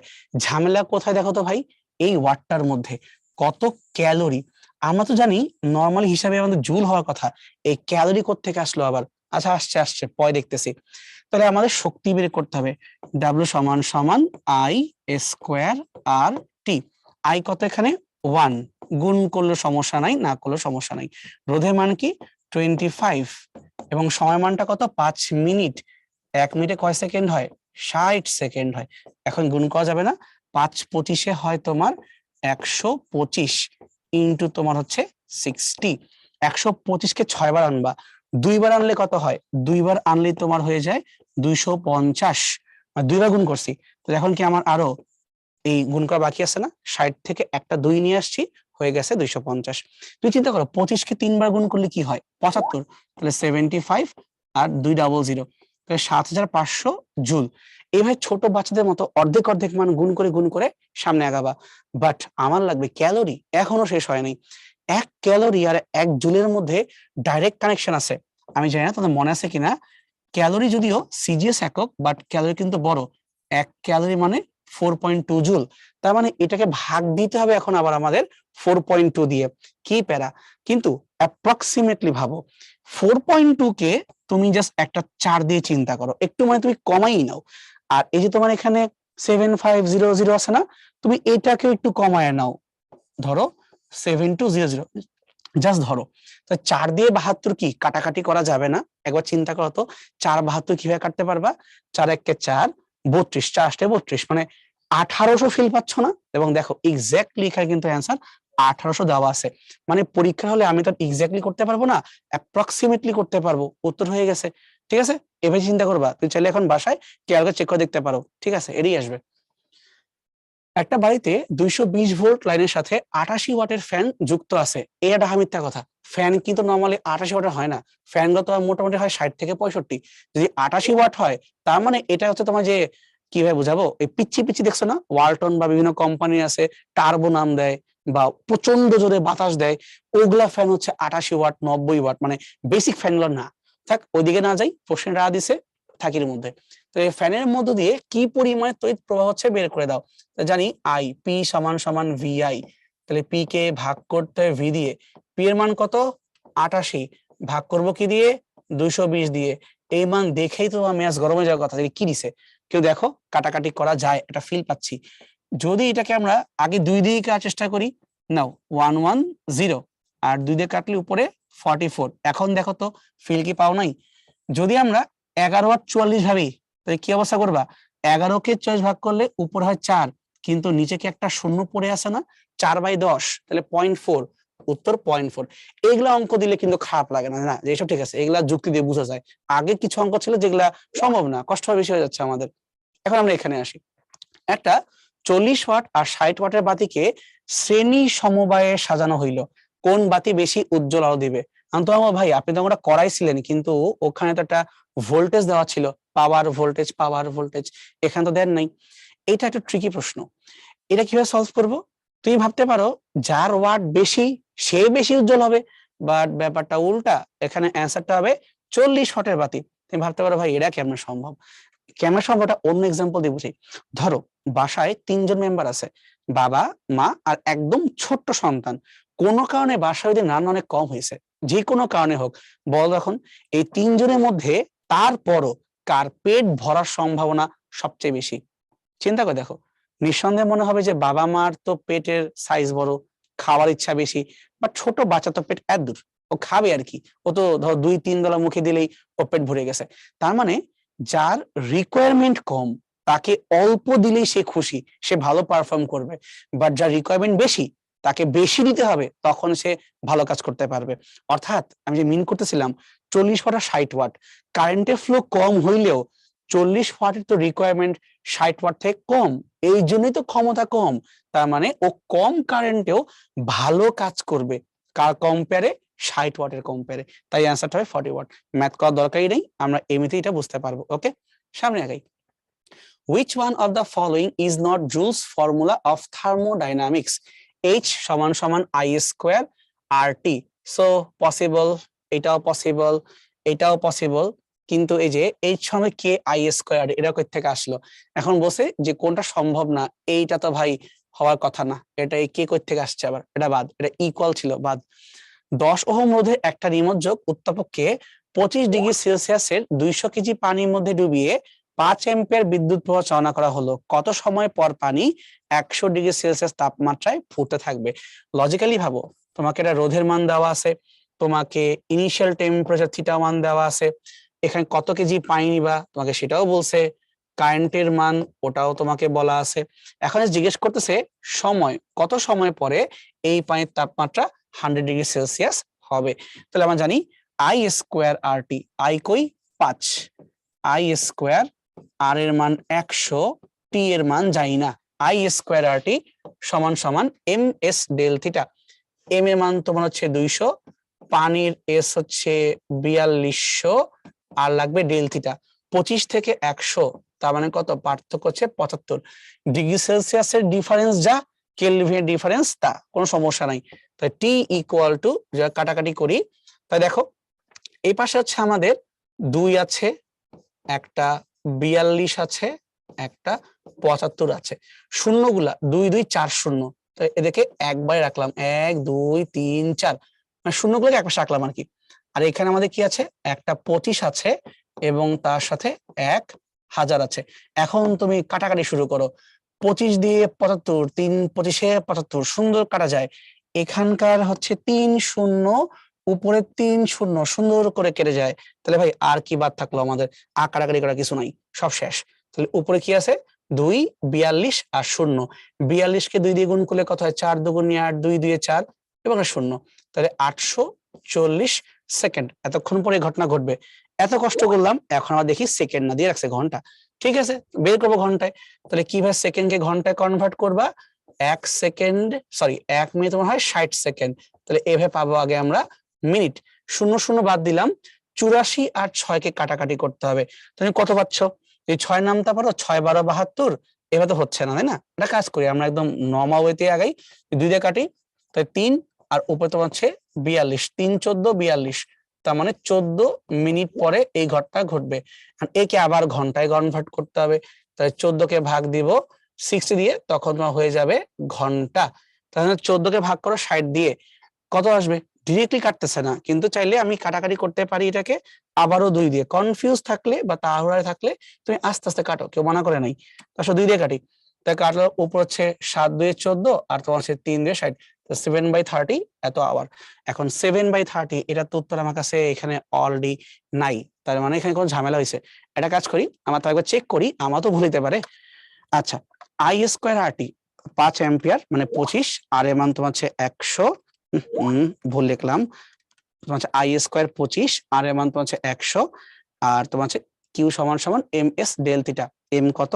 200 কেজি, এস এর মান আমাদের 4200, আর ডেল থিটা 25 থেকে হবে 100 মানে 75, 25,200। আচ্ছা, এখানে হয়তো একটু কাটাকাটি উল্টা পাল্টা হয়েছে, কোথাও কিছু মিস গেছে আমার, দাও দেখি তো। এমন তো হওয়ার কথা না। 25 আর 100 ভাগ করলাম, এখানে 200 4200 75। আচ্ছা, 2 রাখলাম, রাখলাম 4 শূন্য 4 শূন্য গেল এখানে, ঠিক আছে। 3 শূন্য 3 25 75, হচ্ছে 84। দেখছি কোথায় ভুলটা করছি। এই যে তুমি যে এই 3টাকে ভুলে গেছো না, এই 3টাকে তো গুণ করা হয় নাই, দেখছো? মানুষ মাত্রই ভুল হইতেই পারে, যাক ভালো আমি চেক করছি, কনফিউজ হবে না। এই যে একটা 3 গুণ করা বাদ ছিল, তাই বেসিক্যালি আমি যাই করছি সব ঠিক আছে, শুধু একটা 3 তোমার এখানে গুণ করা হয়নি, এটা 3 আমাকে এখন ক্যারি করে নিয়ে আসতে হবে, ঠিক আছে? আচ্ছা, তো আমি একবার এখন ভাগ দিয়ে দিই, একবার ভাগ করে 7/2, ঠিক আছে? কাটাকাটি করি, এটা কাজ করি, এক্সট্রা পার্টটা আমরা একটু মুছে দেই, তাহলে আবার দেখা যাবে তোমরা কনফিউজ হয়ে যাবা। এটা একটু বাদ দিয়ে দিই, দাঁড়াও মুছে নিই জিনিসটা। হ্যাঁ, আচ্ছা, তাহলে এখান থেকে আমাদের আসছিল 25,200 ফার্স্টে, ওকে। এখানে একটা শূন্যর অভাব ছিল, শূন্য দিয়ে দিই, এই যে 0। আচ্ছা, এবার এটাকে ভাগ দিব আমরা 3 × 8400 ডিভাইড বাই 72 দরকার কি, আমার তো ঘন্টায় কনভার্ট করব, তাহলে 3600 3600 একবারে ভাগ করব, তাহলে তোমার হচ্ছে 25,200 ডিভাইডেড বাই একবার তোমার হবে 3600, তাহলে কোন মানটা হচ্ছে 7, তাহলে উত্তর হচ্ছে 7 ঘন্টা। এটা আমার একটা ছোট্ট মিস্টেক ছিল, 0 গুণ করা হয় নাই, এখন ঠিক আছে, ওকে। তাহলে আমরা সামনে আগাই। চট্টগ্রাম ইউনিভার্সিটি 17-18, 1 কিলোওয়াট আওয়ার সমান কত জুল? এটা আমাদের মুখস্থ, ক্লাস 9 10 এর প্রবলেম, 3.6 10⁶ একটা 220 ভোল্ট 44 ওয়াট বাল্বের মধ্য দিয়ে প্রতি সেকেন্ডে কি পরিমাণের তড়িৎ প্রবাহিত হবে? নাকি ভি দেওয়া আছে, পি দেওয়া আছে, আই বের করতে বলতেছে, তাহলে পি সমান সমান ভি আই, তাহলে পি কে ভাগ দিব আমরা ভি দিয়ে। পাওয়ারটা কত? পাওয়ার তোমার হচ্ছে 44, আর এখানে তোমার ভোল্টেজটা হচ্ছে 220। আমরা এই টাইপের কাটাকাটি একটাই করছিলাম, ওই যে 88 দিয়ে, মনে আছে কোথায় যেন করলাম, এই যে এই জায়গাটা 88 আর 220, এখানে তোমার উত্তর আসলে 0.4, আর যে উপরে আমাদের ঠিক অর্ধেক হয়ে যায় 44, তাই 0.4 কে অর্ধেক করলে 0.2 হবে। সেম কাটাকাটি করলাম না, একবারে বললাম উত্তর তোমার হচ্ছে 0.2 অ্যাম্পিয়ার। কোন পরিবাহীর মধ্য দিয়ে কারেন্ট যদি যায় তখন তাপের রাশিমালা নিচে কোনটি? H সমান সমান I স্কোয়ার RT, প্রথমটাই ঠিক আছে। একটা বাড়িতে 60 ওয়াটের 10টা বাতি 5 ঘন্টা করে চলবে, আর 100 ওয়াটের একটা ইস্ত্রি 1 ঘন্টা করে চলবে, প্রতি ইউনিট 5 টাকা হলে এক মাসে বিল কত? এই অঙ্কটাই আমরা কিছুক্ষণ আগে করে আসছিলাম, অ্যান্সার হবে তোমার 600 টাকা, মানটা মুখস্থই আছে, তো 600 একবার লিখে দিলাম। আচ্ছা, 1 ঘন্টায় একটি 200 ওয়াটের টিভি সেট আর 20 মিনিটে 1000 ওয়াটের স্থির বৈদ্যুতিক শক্তির অনুপাতটা কত হবে? মানে আই স্কোয়ার RT কে অনুপাত করতে বলতেছে। তাহলে ফার্স্টে যে আমরা আই স্কোয়ার RT করতে যাই, একবার চিন্তা করে দেখো, আমার কিন্তু কষ্ট বেশি হচ্ছে, যেহেতু শক্তির অনুপাত করতেই বলছে, আমি তো পাওয়ার দেখতে পারতেছি, সময়টাও দেখতে পারতেছি, গুণ করলেই তো হয়ে যায়। যার নাম আগে তাকে রাখবো লবে, তাহলে ক্ষমতা হচ্ছে 200 আর সময় হচ্ছে 1, থাকুক যেই এককেই। আর এর পরেরটা হচ্ছে তোমার 1000 ওয়াট, রাখলাম 1000 ওয়াট, এর সময় 1 ঘন্টা আর ওর সময় কিন্তু 20 মিনিটে বলা আছে, তাহলে এটা কাজ করি, উপরে 1 ঘন্টাকে 60 মিনিট বানাই দেই, আর নিচে আমার 20 মিনিট আছে। এখন তো কাটাকাটি আমরা করতেই পারবো নাকি, সো 20 আর তোমার হচ্ছে 200, 10 দিয়ে কাটাকাটি করা যায়, এখানে 10 আর 6 60 মিলে 600 বাই তোমার হচ্ছে 1000, তাহলে উপরে যদি আমরা 6 এর 2 শূন্যকে বাদ দিয়ে দেই, নিচ থেকে 1000 2 শূন্য বাদ দিলে 6:10। এখন এই যে কাটাকাটি করতে চাও আবার, 2 দিয়ে 3 2 6, 5 দিয়ে 10, 3:5, তো অ্যান্সারটা এখানে 3:5। একটা বৈদ্যুতিক বাতির গায়ে 100 ওয়াট আর 220 ভোল্ট লেখা আছে, বাতির মধ্যে যতটুকু কারেন্ট যাচ্ছে তার রেটেড ভোল্টেজ কত আমাকে বের করতে বলা হচ্ছে। আচ্ছা, আমি বের করবো আমরা, কারেন্ট খেয়ে বের করতে হবে। আমরা জানি পি সমান সমান ভিআই, তাহলে পি আর ভি কে অনুপাত করলে কিন্তু হয়ে যাচ্ছে, অর্থাৎ পি 100 আর ভি তোমার হচ্ছে 220, তাহলে 0 বাদ 10 ডিভাইড বাই তোমার হচ্ছে 22, হচ্ছে কত, উপরে 5 আর নিচে হচ্ছে 11 এত অ্যাম্পিয়ার। আমাদের অ্যান্সার এ। 5 অ্যাম্পিয়ার বিদ্যুৎ প্রবাহের ফলে একটা বয়লার থেকে প্রতি সেকেন্ডে 500 জুলের তাপের সৃষ্টি হয়, বয়লারের রোধ কত বের করতে হবে। এগুলা সিম্পল টাইপের অঙ্ক, আমরা জানি যে ডাব্লিউ সমান সমান তোমার হচ্ছে পিটি। এখন পিটি তো করতে পারবো না, আমাকে আগাইতে হবে, এনার্জি দেওয়া আছে, রোধ বের করতে হবে, আর তোমাকে 5 অ্যাম্পিয়ার দেওয়া আছে, আর প্রতি সেকেন্ডে আসলে তোমার এখানে সময়, তাই ডাব্লিউ সমান সমান হচ্ছে আই স্কোয়ার আর টি, মানে পিটাকে ভেঙে ফেলতে হবে। তাহলে এখানে শক্তি হচ্ছে 500, আই এর মান 5, 5 5 25, রোধের মান এটি আমাকে বের করতে হবে, আর সময়টা প্রতি সেকেন্ডে মানে 1, তাহলে 500 কে 25 দিয়ে কাটলে কত হয়, 2 করলে 50, 20, তো এখানে অ্যান্সার 20। 100 ওয়াট আর 220 ভোল্ট লিখিত একটা বৈদ্যুতিক বাল্ব 10 ঘন্টা জ্বলে, আর 1 কিলোওয়াটের মূল্য 3 টাকা, তাহলে জুলাই মাসে বিল কত হওয়ার কথা।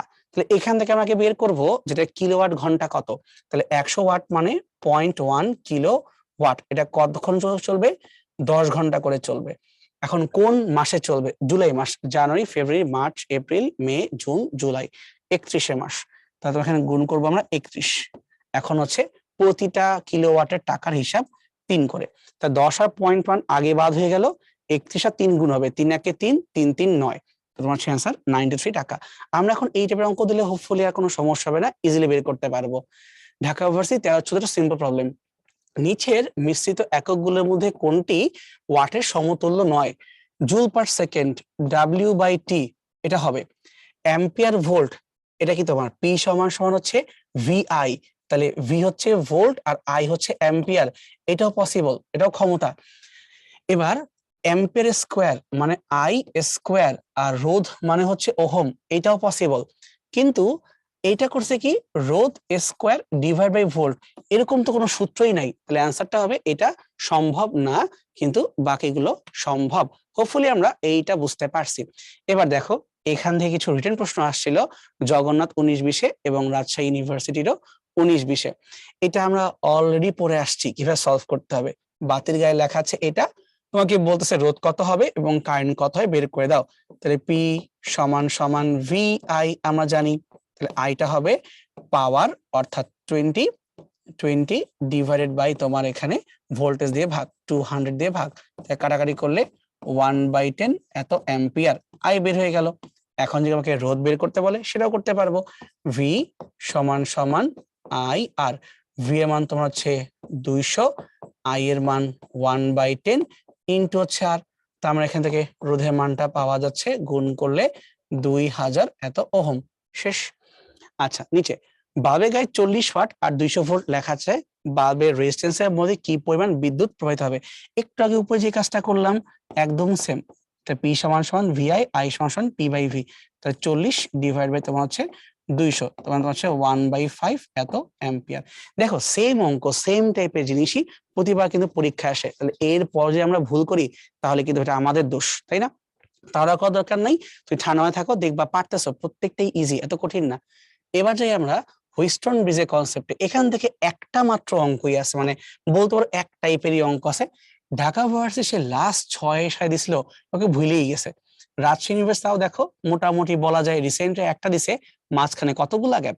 জাহাঙ্গীরনগর আগে দিত, এখন আবার দেওয়া ভুলে গেছে, বা ঠিক আছে, বাট তোমার ক্ষেত্রে আবার ব্যাক আসতে পারে। থিমটা এতটুকুই যে দেখো এখানে আমাদের 4টা রোধ দেওয়া আছে, পি কিউ আর এস, এই 4টা রোধের মধ্যে যে কোনো দুইটাকে আমরা রাখবো শ্রেণীতে, যে কোনো দুইটা, আর অন্য দুইটাকে রাখবো আমরা শ্রেণী করে, কিন্তু পরস্পরের আবার সমান্তরাল হবে দুইটা ব্রাঞ্চ, এটা মনে রাখতে হবে যে দুইজন হবে শ্রেণী আর বাকি জন শ্রেণী, বাট পরস্পরে কিন্তু আবার সমান্তরাল। শর্ত হচ্ছে এদের মাঝখানে, দুই রোধের মাঝখানে যদি আমরা কোনো গ্যালভানোমিটারকে ইউজ করি, সেখান দিয়ে কিন্তু কোনো কারেন্টের প্রবাহ হওয়া যাবে না। এবং এটা হওয়ার জন্য যে শর্ত ফলো করতে হবে সেটা হচ্ছে অনুপাতগুলো মিলতে হবে। এখন অনুপাতগুলো কোনটা হবে? অনেকেই ভাবে যে কোনো দুইটা নিলেই হইলো, না, যে কোনো দুইটা নিলে হয় না। সেটা হইলো তুমি যাকে চুজ করছো, সাপোজ এই পি, পি এর ঠিক মুখের সামনে মানে হাতের ডান দিকে অথবা ঠিক নিচে যে আছে তুমি তাকে চুজ করবা। কখনোই ডায়াগোনালি কর্ণ বরাবর চুজ করতে পারবা না। অর্থাৎ তুমি চাইলে পি বাই কিউ মানে পাশাপাশি পি বাই কিউ সমান সমান আর বাই এস এইটা লিখতে পারবা, অথবা নিচে নিচে পি বাই আর সমান সমান কিউ বাই এস এই দুইটা একটা করতে পারবা।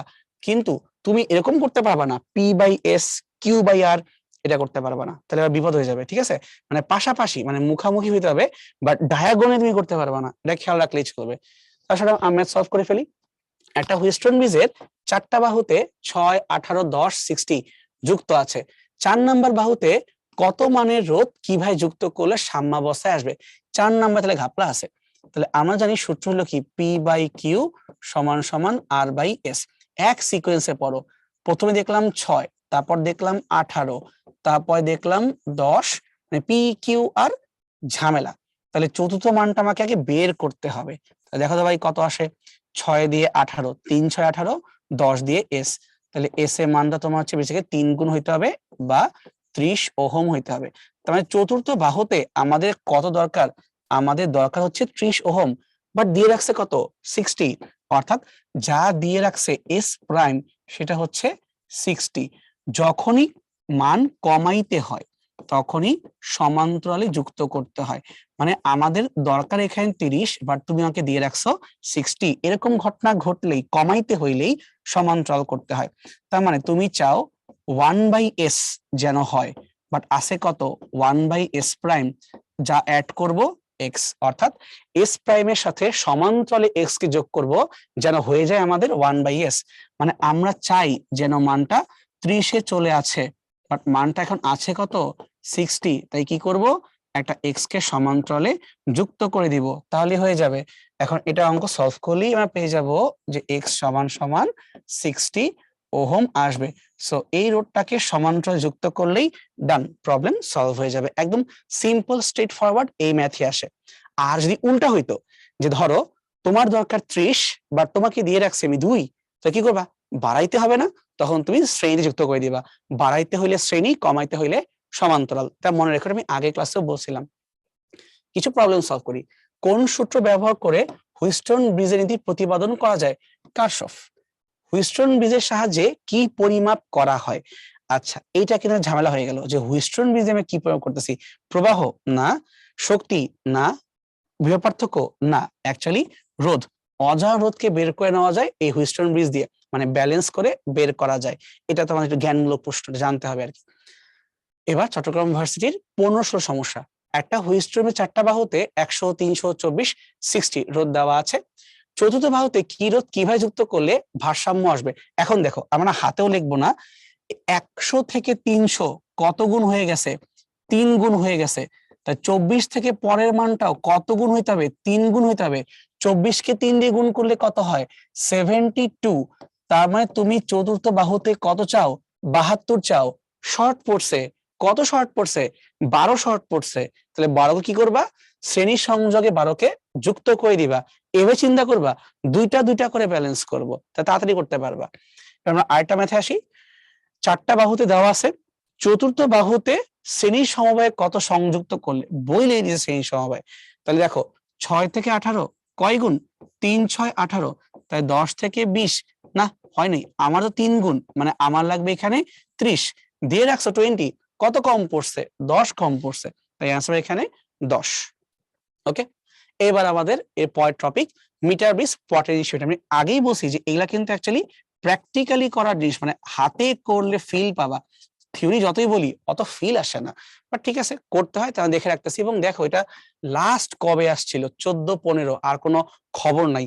তার কারণ অ্যাকচুয়ালি এই জিনিসটা তোমাদের নর্মাল থিওরির মধ্যে আসলে পড়ানো হয় না, এটা অ্যাকচুয়ালি প্র্যাকটিক্যালের জিনিস, তাই আসে না খুব একটা। তো দেখো থিমটা কি? থিমটা হচ্ছে যে আমাদের কাছে দুইটা রোধ থাকবে, যেমনটা হুইস্টন ব্রিজও ছিল। এই যে উপরে একটা রোধ আছে, আর এইদিকে আরেকটা শ্রেণীতে সংযুক্ত দুইটি রোধ। কিন্তু আমার তো নিচেও আরো দুইটা রোধ থাকার কথা, তাই না? এখানে রোধ থাকে না, এখানে কি করে, নিচে একটা লম্বা তার যুক্ত করে, যেই তারের দৈর্ঘ্য হচ্ছে 1 মিটার। এই জন্যই এর নাম হয়ে গেছে মিটার ব্রিজ। তখন কি করব, আমরা এই দুই রোধের মাঝখান থেকে একটা তার এনে একবার এই প্রান্তে ধরবো, আরেকবার এই প্রান্তে ধরবো। মানে বেসিক্যালি এই 1 মিটার লম্বা তারের মাঝখানে বিভিন্ন পয়েন্টে আমি তারের মাথাকে যুক্ত করব, মানে যে গ্যালভানোমিটার দিয়ে এই তারের মাথাকে যুক্ত করব। কোন একটা মোমেন্টে দেখা যাবে যে যেখানে গ্যালভানোমিটারকে টাচ করাইলে এখানে আর কোনো কারেন্ট ফ্লো হচ্ছে না, তার মানে এই সাইডে যতটুকু দৈর্ঘ্য আছে একটা রোধ ক্রিয়েট করছে, আর অপোজিট সাইডের যে দৈর্ঘ্য আছে আরেকটা রোধ ক্রিয়েট করছে। এই দুইটা রোধের অনুপাত দৈর্ঘ্যের সাপেক্ষে উপরের দুইটা রোধের অনুপাতের সেম হয়ে গেছে।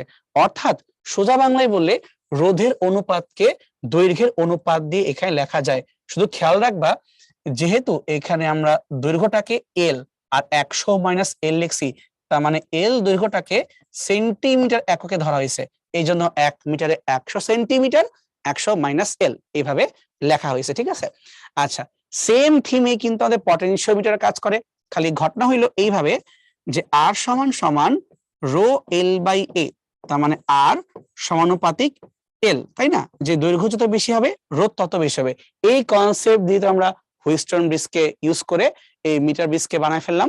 ঠিক একইভাবে তুমি যখন চাও যে তুমি বের করবা, মানে শক্তি বের করবা, তুমি চিন্তা করে দেখো তো, শক্তি বের করতে গেল কি আই এর সাথেই ডিরেক্টলি জড়িত, রোধের সাথেই ডিরেক্টলি জড়িত। কিভাবে? তার কারণ তুমি যদি পাওয়ার নিয়ে কথা বলো, পি সমান সমান কি আই স্কোয়ার ইন্টু আর না? তাই পি এবং আর সমানুপাতিক, আর এবং এল সমানুপাতিক, তাই সময়ের সাথে গুণ করলেই তো আমি এখানে শক্তি পেয়ে যাব। সো বেসিক্যালি এখানে আমাদের এল এর সাথে শক্তি ডিরেক্টলি সমানুপাতিক, এই জন্য E1/E2 সমান সমান L1/E2, মানে যার যার বিভব যার যার দৈর্ঘ্য অনুপাত করলে আমাদের সেম থাকবে। ঠিক আছে, এটা প্র্যাকটিক্যাল করলে আরো ভালো হইতো। একটা মিটার ব্রিজের দুই ফাঁকে 2 এবং 3 ওহমকে যুক্ত করা হলে সাম্যবিন্দু কোথায় হবে? সো বেসিক্যালি ব্যাপারটা এরকম যে আমরা উপরে দুইটা রোধকে ইউজ করব, একটা পি এবং একটা কিউ, কিন্তু নিচে আমরা 1 মিটার লম্বা তার ইউজ করব। তাহলে এখন তোমাকে এই তারের মাঝখানে সামহাউ একটা পয়েন্ট খুঁজে বের করতে হবে। এই যে গ্যালভানোমিটার দিয়ে এই তারকে যুক্ত করব, ধরলাম এখানে যুক্ত করার সাথে সাথে গ্যালভানোমিটারের প্রবাহ হয়ে যাবে 0। তাহলে এই পয়েন্টটুকুর যে দৈর্ঘ্য এই জায়গাটুকু, এটা হচ্ছে এল, তাহলে বাকি জায়গাটুকু হচ্ছে তোমার 100 মাইনাস এল, মানে আমি এখানে সেন্টিমিটার এককে চিন্তা করতেছি। তো কি বলতে পারি যে পি বাই কিউ সমান সমান আর বাই এস, আর মানে এল দৈর্ঘ্য, এস মানে 100 মাইনাস এল দৈর্ঘ্য। তুমি চাইলে P by L Q by এটা করতে পারো, লাউ কত একই জিনিস। তাহলে পি এর মান কত 2 ডিভাইড বাই কিউ এর মান কত 3 সমান সমান এল বাই 100 মাইনাস এল, উল্টায় ফেলো, 3/2 সমান সমান 100 বাই এল মাইনাস 1। এখন যদি ওই মাইনাস 1টাকে আমরা এই পাশে নিয়ে আসি, তাহলে 1.5 আর 1 কত হয় 2.5, তাহলে 2.5 মানে 5/2 সমান সমান 100 ডিভাইড বাই এল। এখন তার এল বের করতে কোনো কষ্ট হওয়া উচিত না, তাহলে 200 ডিভাইডেড বাই 5, তাহলে 4 5 20 40 সেন্টিমিটার। তাহলে আমরা কি পাইলাম? আমরা পেয়ে গেলাম এল এর মান। এল বলতে বাম পাশে এটা মান তোমার আছে 40 সেন্টিমিটার। একটা ছোট্ট ঝামেলা আছে, সেটা হইলো তুই বলতে পারো ভাই এই পাশ থেকে তো 40 হয়, ওই পাশ থেকে তো 60 হয়, মানে এই পাশের যদি দূরত্ব হয় 40 সেন্টিমিটার, তাহলে এই পাশের তো দূরত্ব অবশ্যই 60 সেন্টিমিটারই হওয়ার কথা। পরীক্ষায় তো দুইটাই অ্যান্সার আছে, তাহলে আমি কি করব? এটা আসলেই প্রবলেম। পরীক্ষায় উল্লেখ করে দেওয়া উচিত ছিল যে তুমি এই বিন্দুটা কোন দিক থেকে পাচ্ছ, বাম প্রান্ত নাকি ডান প্রান্ত, বা পি যে পাশে না কিউ এই পাশে। কিছু যখন না বলে তখন যে কাজটা করি, যার নামটাকে আগে দেখি তার থেকেই বের করি। পিটাকে আগে দেখছি, তাহলে পি থেকে কত দূরে? এল দূরে বা 40 মিটার, তাই আমরা অ্যান্সার এখানে 40 কে পিক করব। কিন্তু যদি বলতো কিউ বা ডান ফাঁক থেকে কত দূরে, তখন কিন্তু উত্তরটা হয়ে যেত আবার 60 সেন্টিমিটার। মানে অ্যাকচুয়ালি দুইটাই কারেক্ট, প্রবলেম না দেখে বোঝা কোনো উপায় নাই। হোপফুলি আমরা বুঝতে পারছি, খুবই সিম্পল, এত ঝামেলা কিছু নাই। তো মোটামুটি আমাদের ক্লাস আজকে এই পর্যন্ত ছিল। একটু লম্বা, বাট বুঝতে পারছি থিওরি কিন্তু আছে এবং পেঁচাইতে চাইলে মারাত্মকভাবে পেঁচানো যাইতে পারে। বাসায় ভালো করে প্র্যাকটিস করবা, আর দরকার পড়লে এই পটেনশিওমিটারের জন্য তুমি ইউটিউব থেকে, গুগল থেকে কিছু অ্যানিমেশন দেখতে পারো, দেখলেই বুঝবা, যথেষ্ট ইজি। ঠিক আছে, তাহলে আজকের ক্লাস এই পর্যন্ত ছিল। থ্যাংক ইউ এভরিওয়ান, শেষ এখানেই।